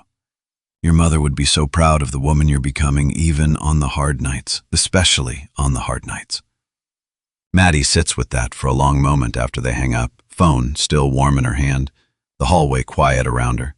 Before they hang up, Frank grows quiet for a moment. Maddie, he says carefully, Brody said his father would make sure you're finished at that school. I need you to hear me on this. Whatever happens next, whatever gets said or threatened, you are not alone in this. Walt and I are close to something. I can feel it. You just hold your ground a little longer. I will, Maddie promises. Meanwhile, across town, in a house built far larger than any single family could ever need, Richard Whitfield's phone rings just past midnight. He answers irritably, expecting some minor construction delay, some contractor calling with an excuse. Instead, it is Brody, his voice tight with humiliation and fury, recounting a version of the evening's events that paints himself as the innocent victim of an unstable, dangerous scholarship student. Richard listens in silence, his jaw tightening with every word. She attacked me in front of half the school, Brody says. People are already posting videos online. This is going to make us look terrible right before Founders Day. Richard is quiet for a long moment, his mind already moving 3 steps ahead the way it always does, calculating angles, considering leverage, searching for the fastest path back to control. Don't say anything else to anyone tonight, Richard finally says. Not the school, not your friends, not the police, if anyone asks. I'll handle this in the morning. He hangs up the phone and sits alone in his dark study for a long while, staring out the window toward the distant lights of the college campus, glowing faintly against the night sky. A girl named Maddie Cole has just become a problem he did not anticipate. And Richard Whitfield does not like problems he did not anticipate, especially not 7 days before the biggest night of his family's public legacy. He picks up the phone again, this time dialing a different number entirely, one belonging to a member of the college's board of trustees, a man who has, over the years, grown quite comfortable depending on Whitfield's generosity. Whatever conversation follows behind that closed study door, it does not bode well for the days ahead. By morning, just as Diane Hale predicted, the story has already spread far beyond the quad. Shaky phone footage circulates through group chats and social media accounts across campus. The video capturing only the final 2 seconds of the encounter, Maddie's controlled takedown, looking out of context far more dramatic and far more dangerous than it actually was. Some students defend her fiercely, having witnessed firsthand what led up to that moment. Others, hearing only secondhand rumors, begin to whisper that the quiet diner girl from freshman year has some kind of hidden violent streak. Ruth Adler hears about it before Maddie even arrives for her Thursday shift, one of the regular customers, showing her the video on his phone over breakfast. Ruth studies the grainy footage for a long moment, then hands the phone back with a small, knowing nod. Looks to me like she did exactly what needed doing, Ruth says simply, and not one bit more. Diane Hale, for her part, spends the morning fielding quiet questions from a few concerned colleagues who saw the video, carefully steering every conversation away from speculation and back towards simple facts. A student was shoved. Another student intervened to stop it. Nothing more needs to be said, at least not yet, not until Diane fully understands what she witnessed herself. She finds herself, more than once that morning, staring out her office window toward the dormitory where Maddie lives, wondering how much longer this quiet, careful young woman can hold together a secret that clearly wants more and more with each passing day to come out into the light. Meanwhile, in the president's office on the far side of campus, a very different kind of conversation is already underway. By 10 o'clock that morning, Vice President Whitcomb has already received 2 phone calls, one from a visibly agitated Richard Whitfield and another from a trustee board member, gently suggesting that perhaps, given the delicate timing so close to Founders Day, the situation with the scholarship student who was involved in yesterday's incident ought to be handled quietly and swiftly. Whitcomb, A careful, cautious administrator who has spent the better part of his career avoiding conflict wherever possible agrees to look into the matter personally. He does not yet know the full truth of what happened in that quad. He does not know about Sarah Cole, or the land records Frank and Walt have been quietly piecing together, or the old buried history connecting the Whitfield family fortune to a stretch of land that once belonged to a family named the Colliers. All he knows is that a large donor is unhappy, and that unhappy donors, in his experience, have a way of becoming very expensive problems if left unaddressed. He picks up his office phone and asks his assistant to schedule a disciplinary meeting for early the following week, one that will require Maddie Cole's attendance.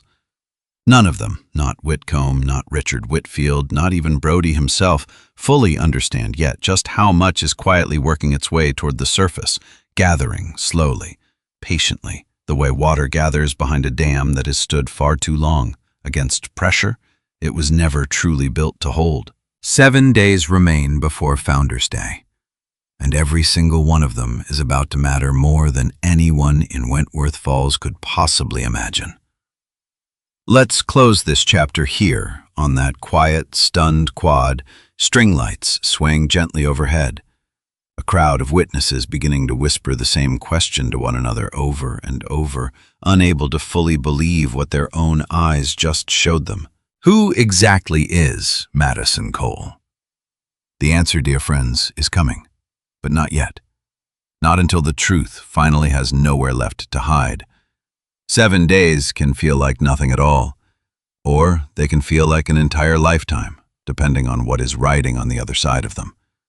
For Maddie Cole, this particular week feels like both at once. It begins, though nobody realizes it yet, with a visit Brody pays to the campus health center the very morning after the festival. He tells the nurse on duty that his wrist has been aching since the night before, that he thinks something might be sprained.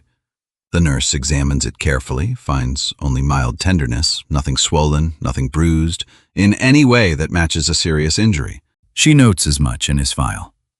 But a note in a file worded carefully enough can be made to say more than it actually means. By that afternoon, Brody has filed a formal complaint with the dean of students describing the quad incident as an unprovoked attack, claiming Maddie struck him without warning, exaggerating the wrist tenderness into what his complaint calls a possible sprain requiring further evaluation. He leaves out entirely the part where he shoved Nora to the ground first. His father's attorney reviews the complaint before it is even submitted, tightening the language, making sure it reads as serious as it possibly can without technically crossing into an outright lie. It is, in its own quiet way, exactly the kind of dishonesty the Whitfield family has always specialized in. Not bold enough to be easily disproven, just misleading enough to do its damage before anyone has the chance to look closely. The disciplinary meeting Vice President Whitcomb scheduled arrives on a gray Monday morning, rain tapping softly against the tall windows of the administration building. Maddie sits in a hard wooden chair across from a long table, Whitcomb on one side, a school attorney on the other, a folder of paperwork between them that seems to Maddie far thicker than it has any right to be. Miss Cole. Whitcomb begins folding his hands carefully on the table. We take incidents involving physical altercations very seriously here at Wentworth. We've also received a formal complaint from Mr. Whitfield alleging you struck him without provocation and that he sustained a wrist injury as a result. Maddie stares at him momentarily, too stunned to speak. That's not what happened, she finally says. He shoved my roommate to the ground. I stopped him from doing it again. That's all that happened. There is footage, Whitcomb says, sliding a printed still frame across the table, one carefully chosen moment from the video. Brody, face down in the grass, Maddie's knee against his back. Footage that, alongside a formal medical complaint, looks quite serious. Then look at the whole video, not one frame of it, Maddie says. Ask anyone who was standing there. Ask the nurse how bad his wrist actually was. Whitcomb glances briefly at the attorney beside him before continuing. We understand there may be more to the story, he says carefully, But given the sensitivity of the situation and given certain concerns raised by members of our board, we've decided a short suspension is appropriate while the matter is fully reviewed. Maddie's stomach drops. A suspension? Based on a complaint from the person who started it? It's a formality, Whitcomb says, though his eyes do not quite meet hers when he says it. 1 week. You'll be reinstated shortly after.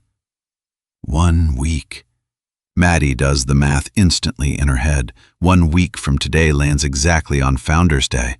She understands, in that moment, with a clarity that settles cold and heavy in her chest, that this has nothing to do with formalities at all. She is quiet on her walk back to the dorm that afternoon, rain soaking through her jacket, her mind turning over every angle of what just happened. By the time she reaches her room, Ruth has already called twice. Maddie sits on her bed and finally returns the call, bracing herself. "Sweetheart," Ruth says gently, "I need you to know this isn't me. The grant committee called this morning, said if I don't make some staffing changes before the ceremony, they're pulling next year's funding for the diner. I fought them as hard as I could." Maddie closes her eyes. "You don't have to explain, Ruth." "I do," Ruth says, her voice tight with anger and helplessness in equal measure. "Because it's wrong, and I hate that I can't fix it faster than they can hurt you. You'll have your job back the second this settles. I promise you that." Maddie thanks her, softly hangs up the phone, and sits alone in the quiet of her dorm room, the weight of the entire week pressing down on her all at once. School, work, both gone, at least for now. Both taken not because she did anything wrong, but because telling the truth in this town at this particular moment has become inconvenient for the wrong people. This, dear friends, is what the story calls the false victory. The moment when everything a person has worked for seems to collapse all at once, when doing the right thing appears on the surface to have cost far more than it was ever worth. It rarely stays that way. But it always, always feels like the end right before it isn't. Nora finds Maddie sitting quietly on the edge of her bed that evening, staring at nothing in particular, the torn and carefully mended bracelet turning slowly between her fingers. "Hey," Nora says softly, sitting down beside her. "I heard about the suspension." "News travels fast," Maddie says, a tired half-smile touching her lips. "For what it's worth," Nora says, "half the freshman class is furious about it. People saw what actually happened, Maddie. They know the truth." "The truth doesn't seem to matter much around here right now," Maddie says quietly. Nora is quiet for a moment, then reaches over and takes her friend's hand. "It will," she says firmly. "It always does, eventually. My grandmother used to tell me that lies are fast, but the truth is patient. It always catches up in the end." Maddie looks at her, something warm flickering behind the tiredness in her eyes. "Your grandmother sounds like she would have liked my mother," she says softly. "I think she would have too," Nora says, squeezing her hand. They sit together for a while longer, the small dorm room settling into a comfortable quiet, until Nora finally speaks again, more hesitant this time. "Can I ask you something?" she says. "About the suspension. Are you scared?" Maddie considers the question honestly before answering. "A little," she admits. "Mostly I'm just tired of feeling like doing the right thing keeps costing more than it should." "For what it's worth," Nora says, "I don't think it's going to stay that way. I have this feeling ever since your grandfather started asking around town that something bigger is coming. Something that's going to make all of this make sense." Maddie manages a small, tired smile. "I hope you're right." "I usually am," Nora says, with just enough playful confidence to draw a real laugh out of her roommate for the first time in days. They stay up a little longer than they should, talking about nothing important, about Nora's chemistry final, about whether the diner's pumpkin pie recipe changes for the holidays. Ordinary conversation that feels, on a week like this one, like its own small act of defiance. Eventually, Nora falls asleep first, as she usually does, and Maddie lies awake a while longer, listening to the old radiator ticking in the corner, the bracelet still turning slowly between her fingers, even in the dark. Across town that same evening, Frank Cole receives a phone call of his own, one that changes the entire shape of the week ahead. It is Walt, his voice tight with barely contained excitement. "Frank," he says, "you need to come down to the security office now. I found something." Frank drives straight over, meeting Walt in the small cluttered back room of the campus security building, monitors lining one wall, old file boxes stacked in the corner. Walt gestures him toward a chair in front of an ancient desktop computer. "You remember I told you the county clerk's office had those old land records?" Walt says. "Well, turns out that's not the only thing I've been sitting on all these years." "What do you mean?" Frank asks. Walt pulls up a folder on the screen, a series of old digital video files, dates stamped in the corner, going back nearly 2 years.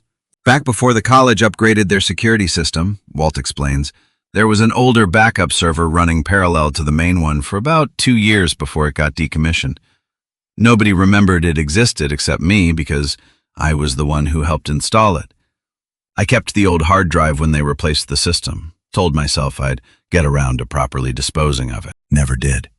Frank's eyes widened slightly. "What's on it?" "About 2 years of miscellaneous campus footage," Walt says, "most of it useless, but I started digging through it last night, cross-referencing dates, and Frank, I found something. Footage from a night about 1.5 years ago involving Brody Whitfield and a young woman named Ashley Turner." Frank leans forward. "Who's Ashley Turner?" Walt's expression darkens. "A sophomore who used to go here," he says. "Withdrew from the college suddenly right in the middle of last spring's semester. Officially, records say personal reasons. But I remember there were whispers at the time, quiet ones, about some kind of incident. Nothing ever came of it publicly." He clicks play on the footage. The video, grainy and slightly distant, shows a poorly lit parking lot near one of the older dormitories, time-stamped just after midnight. 2 figures are visible near a parked car. One is unmistakably Brody Whitfield. The footage shows an altercation. Brody grabbing the young woman's arm, forcefully pushing her against the car, the woman clearly struggling, clearly frightened, before eventually breaking free and running toward the dormitory entrance. Frank watches in grim silence until the footage ends. "Was there ever a report filed?" he asks quietly. "There was," Walt says. "I found reference to it buried in an old campus security log, but the official report on file now doesn't match what I remember reading back then. Seems the details got quietly softened somewhere along the way." Ashley withdrew from school less than 2 weeks later. Full tuition refund, according to the financial records I managed to pull. More money than any refund policy at this school would normally allow. Frank sits back slowly, the pieces settling into place with a heaviness that makes his chest tighten. "They paid her to leave quietly," he says. "That's my read on it too," Walt says. "Same pattern as what we found with the land, near as I can tell. Money moving quietly to keep uncomfortable truths from ever seeing daylight." Frank rubs a hand across his face, exhaling slowly. "We need to find Ashley Turner," he says, "and we need to find her fast." 6 days remain before Founders Day. It takes Frank and Walt 2 full days to track Ashley Turner down, working every old contact and favor they have between them. They eventually locate her living with her parents in a small town about 90 minutes away, working part-time at a bookstore while she considers whether to return to school somewhere else entirely. Frank makes the drive himself, alone, understanding that this conversation needs a gentler touch than a phone call from a stranger could offer. Ashley is guarded at first when Frank introduces himself on her parents' front porch, understandably wary of a strange man showing up asking about the worst night of her life. But when Frank explains who he is when he mentions Sarah Cole's name, something shifts in her expression. "Sarah Cole taught a self-defense workshop I went to my freshman year," Ashley says quietly, "before everything happened. I always wished I'd taken more from that class than I did." Frank sits with her on the porch for nearly 2 hours, gently explaining what he and Walt have uncovered, showing her, with her permission, the footage Walt recovered. Ashley watches the video in silence, tears slizzing down her cheeks, old wounds clearly reopening with painful clarity. "They told me if I made a formal complaint, it would become my word against his," she says softly. "That the school couldn't guarantee how it would go for me. that it would probably follow me for the rest of my life no matter what happened. My parents just wanted it over with. So did I, honestly. I understand, Frank says gently, and I want you to know nobody is asking you to relive that night for anyone else's benefit but your own peace of mind. But there's a young woman back at that school right now, Sarah's daughter, actually, who is about to lose everything she's worked for protecting someone else from the exact same kind of person who hurt you. Ashley is quiet for a long moment, staring down at her hands. Sarah's daughter, she finally says softly. I didn't know she had a daughter at Wentworth. She does, Frank says, and she's got her mother's whole heart in her, whether she believes that about herself yet or not. Ashley looks up, something resolving behind her eyes. What do you need from me? She asks. Frank explains carefully, gently, making sure she understands every step, every possible consequence before she agrees to anything. By the time he leaves that evening, Ashley has agreed to provide a written statement, and if she feels strong enough by then to appear in person at Founders Day. Frank drives home through the darkening countryside, feeling for the first time in over a week something close to real hope. 4 days remain before Founders Day. Meanwhile, Diane Hale has been busy in her own quiet way. Word of Maddie's suspension has reached her, along with growing unease across the faculty about how quickly, how quietly the decision was made. Diane requests a private meeting with the president of the college, a soft-spoken but principled woman named Dr. Eleanor Bird, who has led Wentworth for the past 6 years. Diane lays out everything she knows. The footage from the quad, the character and restraint Maddie displayed, her own suspicion now growing stronger by the day, that outside pressure rather than genuine policy drove the suspension decision. Dr. Bird listens carefully, her expression growing more troubled with each detail. I was not fully informed of the circumstances surrounding this decision, she admits finally. Whitcomb handled it independently, citing donor sensitivities ahead of Founders Day. I should have asked more questions before allowing that. There's more, Eleanor, Diane says quietly. I believe there may be a connection between this family's construction project and some serious buried history involving land fraud and possibly worse. Dr. Bird's face pales slightly. That's a serious accusation. I know, Diane says, which is why I'm not asking you to act on my word alone.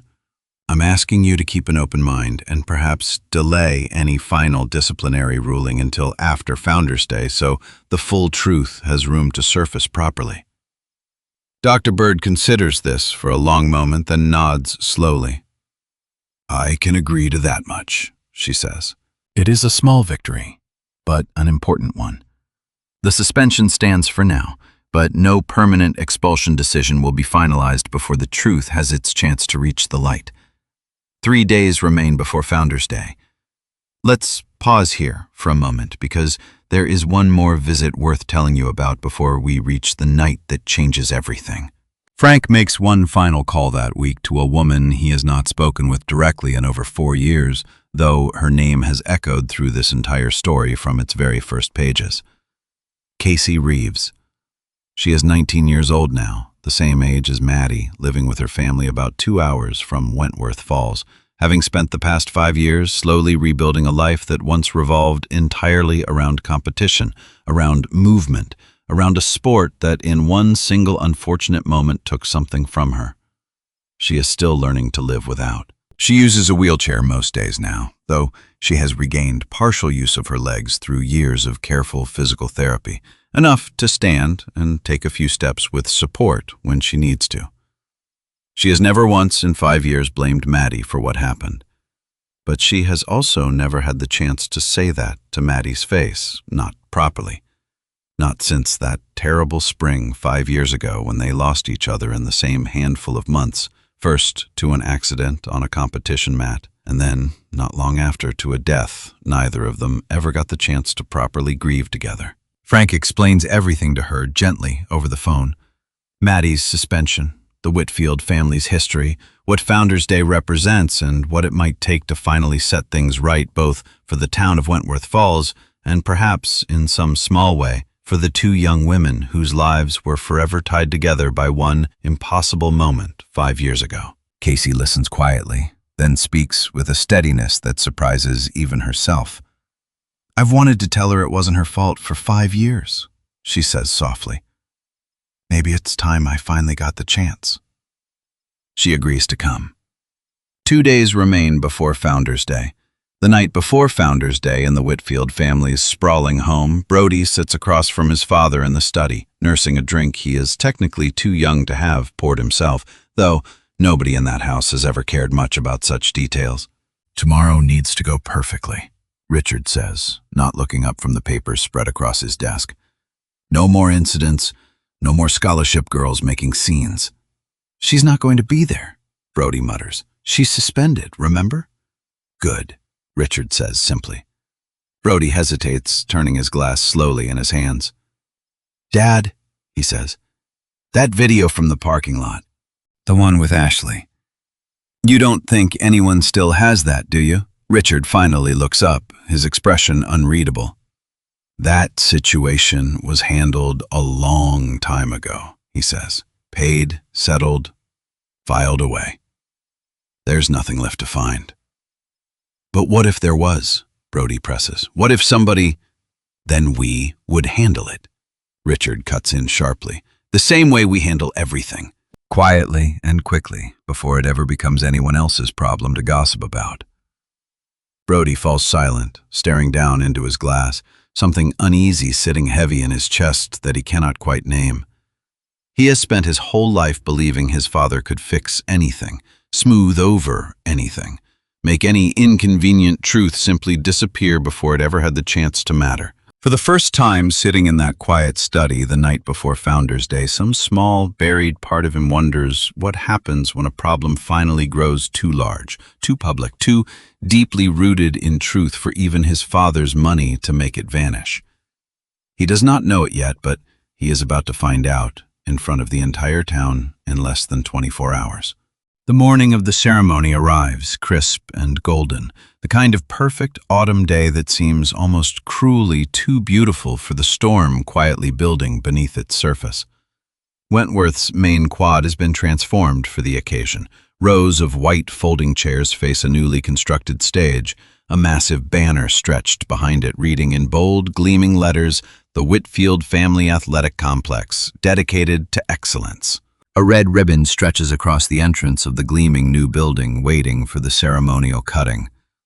Local news vans have already begun setting up along the edge of the quad. A state senator's black car pulls slowly into a reserved parking space near the stage.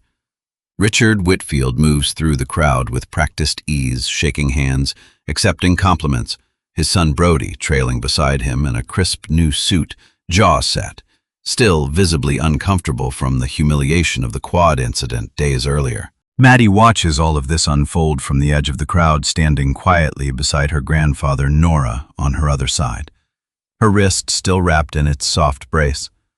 She was not sure until this very morning whether she would even attend, but Frank insisted, gently but firmly, that she needed to be here. "Whatever happens today," he told her over breakfast, "you deserve to see it happen, not from a distance, not through someone else's account of it. You've earned the right to stand right here and watch the truth finally get its turn." So here she stands, heart pounding beneath a calm exterior, watching Richard Whitfield step up to the podium as the ceremony begins. Diane Hale stands nearby as well, along with Walt, both of them watching the growing crowd with quiet, careful attention. And scattered throughout the folding chairs, unnoticed by anyone on stage, sit dozens of older men and women quietly gathering in small clusters, exchanging knowing glances, having each received over the past 2 days a simple, heartfelt phone call from Frank Cole himself. Richard Whitfield begins his speech with practiced charm, thanking the college, praising the community, speaking eloquently about legacy and opportunity and the importance of investing in the next generation. The crowd applauds politely. The senator nods approvingly from his seat of honor. Everything is proceeding exactly as Richard Whitfield planned. Until it isn't. As Richard reaches the closing portion of his remarks, preparing to invite the senator up for the ribbon cutting, a soft commotion begins near the back of the crowd. An elderly woman, easily in her 70s, rises slowly from her folding chair, leaning on a cane, and begins making her way toward the small aisle between the rows. Richard pauses at the podium, slightly thrown by the interruption, watching as the woman reaches the front and speaks in a clear, steady voice that carries easily across the quiet quad.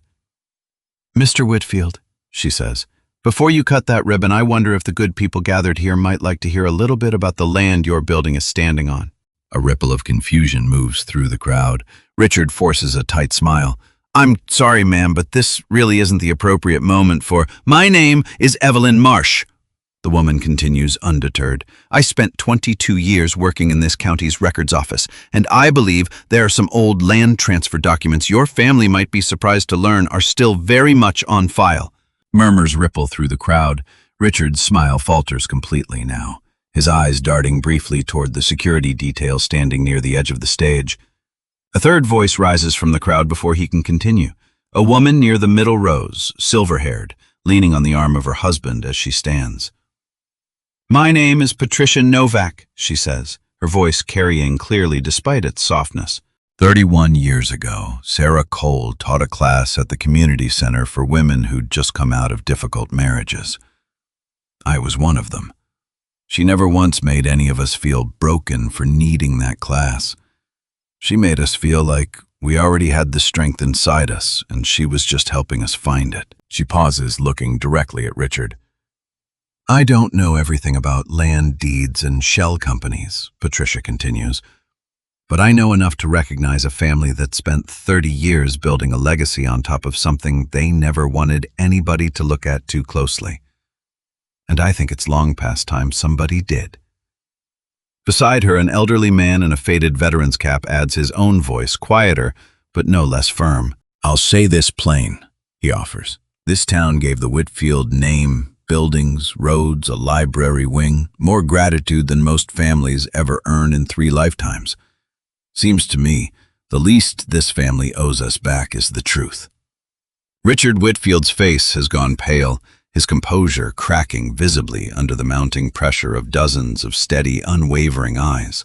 "This is completely unfounded," he says sharply into the microphone.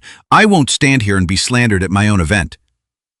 That is when Walt Higgins steps forward from the side of the stage, a laptop tucked under one arm, and speaks calmly but firmly into a second microphone set up near the podium for the ceremony's photographer. "With respect, Mr. Whitfield, Walt says nobody's slandering anybody. We've simply got some documentation we think this community deserves to see before that ribbon gets cut on land with a history nobody's ever been honest about." The senator, visibly uncomfortable now, glances toward his aides, clearly reconsidering his position on the stage. Dr. Eleanor Bird, standing near the front row, quietly signals for the large screen beside the stage, originally intended to display photographs from the ceremony, to, instead, display whatever Walt is about to show. A hush falls over the entire quad as the screen flickers to life. First, the old land documents Evelyn provided, displayed clearly for everyone to see. The shell company, the suspiciously low sale price, the buried connection to Richard Whitfield's father. Then, without warning, the grainy security footage from the old backup server begins to play.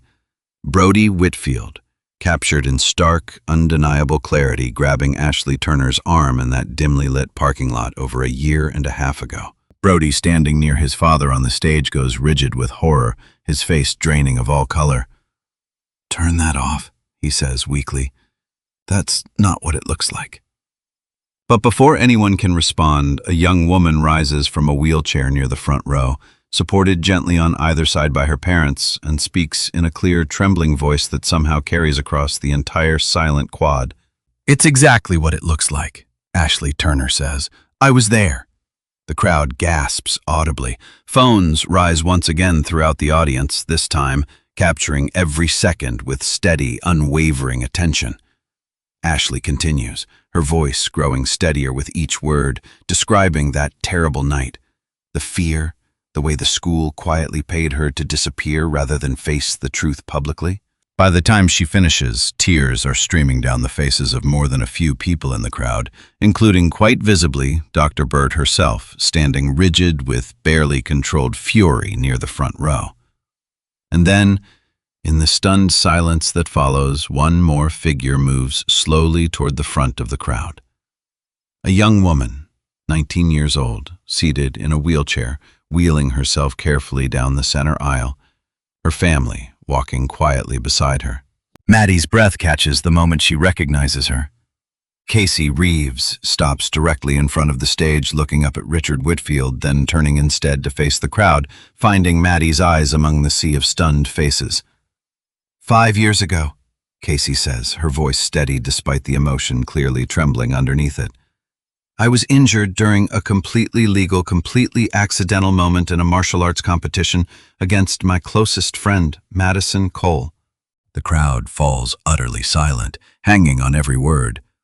She has spent 5 years believing that accident was her fault, Casey continues.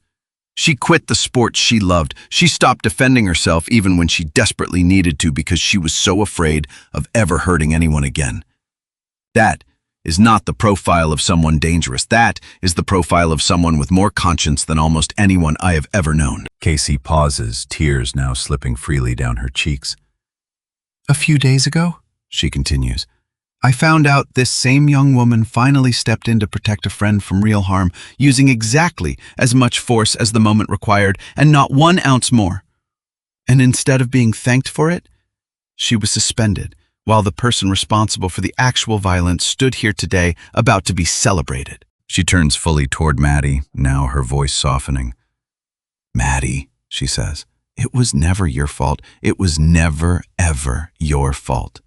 I have spent 5 years hoping I'd get the chance to tell you that in person. I'm so glad it finally happened here, in front of everyone who needed to hear it too.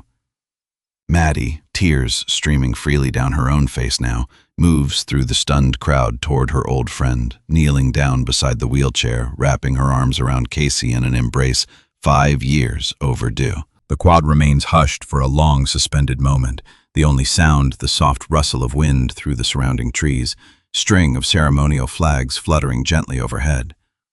Then, slowly, the crowd begins to applaud. Not for Richard Whitfield, not for the gleaming new building behind him, but for the quiet, extraordinary courage standing in the center of that aisle. Dr. Eleanor Bird steps forward to the podium herself now, her expression firm and resolute. This ceremony is postponed, she announces clearly, pending a full and immediate investigation into everything we have just witnessed here today. I want to personally thank Mrs. Marsh, Mr. Finch, Mr. Higgins, Miss Turner, and Miss Reeves for their extraordinary courage in coming forward.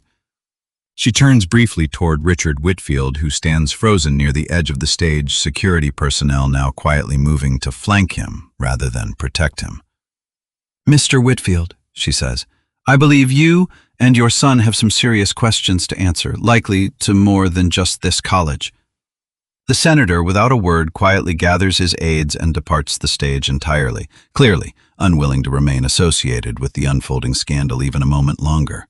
Brody Whitfield stands utterly alone now at the center of the stage. The crowd's collective gaze, once so eager to celebrate him, now fixed on him with an entirely different kind of attention. He looks, for the first time in his life, genuinely, deeply afraid.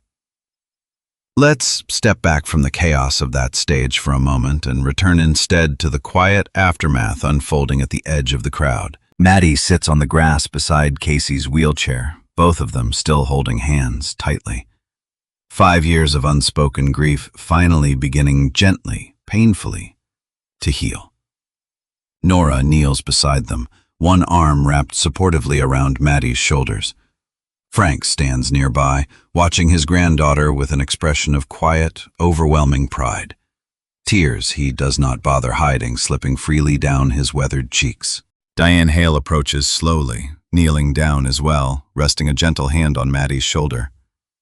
Your mother would be so proud of you, she says softly. Not for what you did in that courtyard or on that quad, for everything you chose not to do, for 5 long years, until the exact moment it finally mattered most. Maddie looks up at her, voice thick with emotion. I don't know how to thank all of you. Any of you. You don't need to thank us, Walt says, joining the small circle gathering around her. This town owed your mother a debt it never got the chance to properly repay. Today, we finally started paying a little of it back. Around them, the crowd slowly begins to disperse, though small groups linger, elderly men and women embracing one another, quietly sharing stories about Sarah Cole that have waited years, sometimes decades, to finally be spoken aloud in the light of day. Ruth Adler makes her way over, eventually pulling Maddie into a fierce, motherly hug. "Your job's waiting for you Monday morning," she says firmly. "Whole town's going to want pie and coffee after a day like today." Maddie laughs through her tears, the sound surprising even herself, light and genuine in a way it has not been in longer than she can remember. As the afternoon sun begins its slow descent toward evening, casting long golden light across the quad, Frank kneels down beside his granddaughter one final time, reaching into his jacket pocket. He pulls out the bracelet. Freshly cleaned, carefully mended, the stitching along the torn thread now reinforced with new material, sturdy enough to last another generation. "I fixed the rest of it properly this week," he says softly, voice rough with emotion. "Figured today might be the right day to give it back to you the way it deserves." He gently ties it around her wrist fingers, trembling slightly with age and feeling both. Maddie looks down at the familiar words stitched into the fabric. "Patience is not weakness." "Thank you, Grandpa," she whispers. "Thank your mother," Frank says softly. "She's the one who taught all of us what those words really mean." Around them, the small circle of people who love her, old and young, battle-worn and newly healed, stand together quietly in the fading golden light. The ruined ceremony behind them transformed into something far more meaningful than any ribbon-cutting ever could have been. In the days that follow, the full story spreads far beyond Wentworth Falls. Local news coverage turns into regional coverage, then briefly into a small national story, though the attention fades within a couple weeks, the way these things often do. Richard Whitfield resigns from the college's board of trustees within 72 hours, facing mounting legal scrutiny into both the land fraud allegations and the cover-up surrounding Ashley Turner's case. Brody Whitfield is formally expelled from Wentworth College less than a week later, facing separate legal proceedings of his own that will likely follow him for years to come. Vice President Whitcomb resigns quietly, citing personal reasons, though few on campus are fooled by the explanation. Maddie's suspension is reversed immediately, her academic record fully restored, along with a formal public apology from the college's administration. Brody's complaint against her, once quietly reviewed against the nurse's own original notes, is formally withdrawn and struck from her file entirely. The half-built athletic complex sits unfinished for months afterward, its future uncertain, though Dr. Bird announces plans several weeks later to eventually complete the building under a very different name entirely: the Sarah Cole Community Wellness Center. A place, the announcement explains, that will offer free self-defense classes, physical therapy, support, and community outreach programs permanently funded through a newly established scholarship endowment bearing her name. Maddie cries when she reads the announcement, sitting on the same dormitory steps where weeks earlier she once sat alone in the cold October night, wondering if the truth would ever find its way to the surface. It did. It simply needed patience and the quiet, steady courage of an entire community willing to finally stand up together. As for Maddie herself, something shifts within her in the weeks following Founders Day. She begins training again, slowly, carefully, not for competition, not for any trophy or title, but simply for herself, and for the quiet, healing joy of movement she had denied herself for far too long. Diane Hale becomes something between a mentor and a friend, the two of them training together some evenings in the gymnasium, filling that space once again with the same patient, purposeful energy Sarah Cole once brought to it herself. One evening in late November, as the first real snow of the season begins to dust the campus, Diane asks Maddie a question she has been holding on to for weeks. "Have you ever thought about teaching?" Diane asks, watching Maddie work slowly through a series of forms she has not practiced in years. "Not competing, just teaching. The way your mother did?" Maddie pauses, considering the question seriously for the first time. "I used to think I'd lost the right to that," she admits. Like something that happened to Casey meant I didn't get to pass any of it forward anymore. And now? Diane asks gently. Maddie looks down at her hands, then out the frosted gymnasium window toward the quiet, snow-dusted quad beyond it. Now I think maybe that's exactly why I should, she says slowly. Because I understand something about carrying that weight responsibly that I never would have understood if I hadn't lost my way with it first. Diane smiles, something quietly proud settling across her weathered features. Your mother used to say something almost exactly like that, she says, about how the best teachers are rarely the ones who never stumbled. They're the ones who learned the hard way exactly how much a single moment of carelessness can cost, and who carry that lesson gently into every single class after. By early spring, Maddie has begun assisting with a small evening class at Frank's old gym on Maple Street, working alongside her grandfather, teaching basic self-defense techniques to a mixed group of college students and Wentworth Falls residents alike, several of them well into their 60s and 70s. Ruth Adler is among her most devoted students, insisting with a stubborn grin that a woman her age has every right to learn how to throw a proper hip check if the situation ever calls for it. Casey Reeves visits often in the months that follow their friendship, slowly, tenderly rebuilding itself into something even stronger than it was before, unburdened at last by 5 years of unnecessary guilt. On one particularly warm afternoon in early spring, Casey watches from the sideline of Frank's gym as Maddie gently corrects a young student's stance, patient and encouraging, in exactly the way her mother once was. You know, Casey says afterward, as they sit together outside on the gym's front steps, sunlight warm against their faces. Watching you teach today, for just a second there, I could have sworn I was watching your mom. Maddie's eyes fill with tears, though this time they come easily, gently, without the sharp edge of grief that once accompanied every memory of Sarah Cole. I think that might be the nicest thing anyone's ever said to me, she says softly. Good, Casey says, bumping her shoulder gently against Maddie's. Because it's true. And on quiet evenings, when her shift at the diner finally ends, Maddie sometimes finds herself walking the familiar path back to campus beneath a sky full of early winter stars, the mended bracelet resting gently against her wrist. Her mother's words settled deep and permanent within her heart. Patience is not weakness. It never was. It was simply strength waiting quietly for exactly the right moment to finally stand up and be seen. Let's take one final look back at Wentworth Falls before we close this story, because there was a small, quiet ceremony held the following autumn that deserves mention, though it draws none of the fanfare, none of the news cameras, none of the carefully staged banners that once hung over that half-finished building on the edge of campus. The Sarah Cole Community Wellness Center opens its doors exactly 1 year after the events of that Founder's Day, on a cool October morning nearly identical to the one that began this story. There is no ribbon-cutting ceremony with a visiting senator, no expensive banner, no polished speeches designed for cameras.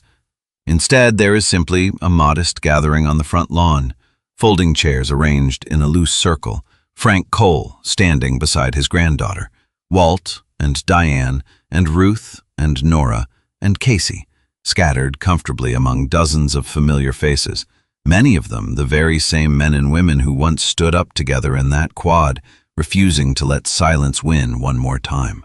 Dr. Eleanor Bird says a few brief words, then she turns the small microphone over to Maddie. Maddie stands quietly for a moment, looking out over the gathered crowd, the same mended bracelet catching the morning light on her wrist. My mother used to tell her students that courage is quiet more often than it's loud, she says finally, her voice carrying clearly across the small crowd. That the strongest people rarely need to raise their voice to prove it. She pauses, glancing toward her grandfather, who nods encouragingly. I spent a long time believing strength meant staying silent, no matter what, Maddie continues.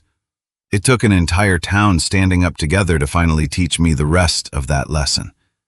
That sometimes the truest strength isn't staying silent at all. It's knowing exactly when silence has done all the good it possibly can, and choosing carefully, deliberately, to finally speak. She looks out over the crowd one final time, a small, grateful smile touching her lips. "Thank you all," she says softly, "for teaching me that, when I needed it most." The small crowd applauds warmly, and somewhere in that gentle, unassuming moment beneath an ordinary autumn sky in a small town most people will never think twice about, something quietly, permanently comes full circle. Thank you for spending this story with us. If it moved you even just a little, we hope you'll carry a piece of it forward. Because somewhere out there, someone quiet, someone underestimated, someone carrying more strength than the world has ever bothered to notice, might just need a reminder today that patience was never weakness, and that the truth, however long it takes, always finds its way home. Wentworth Falls goes on the way small towns always do, seasons turning over, one after another, the maple trees along Main Street losing their leaves and growing them back, the diner's pie case restocked every morning like clockwork. But something in the town feels different now, quieter, in a good way, steadier. The way a house feels once a long overdue repair has finally been made. People still stop Frank Cole on the sidewalk sometimes just to shake his hand. People still bring Ruth Adler homemade preserves in exchange for a slice of pie and a few minutes of conversation. And on Tuesday evenings, if you walk past the little gym on Maple Street, you can hear a young woman's voice through the windows, patient and warm, telling a room full of strangers that they are stronger than they think. That is where we leave them. Not with a grand finale, but with something better. An ordinary Tuesday evening in an ordinary town where an extraordinary woman's legacy quietly continues one lesson at a time.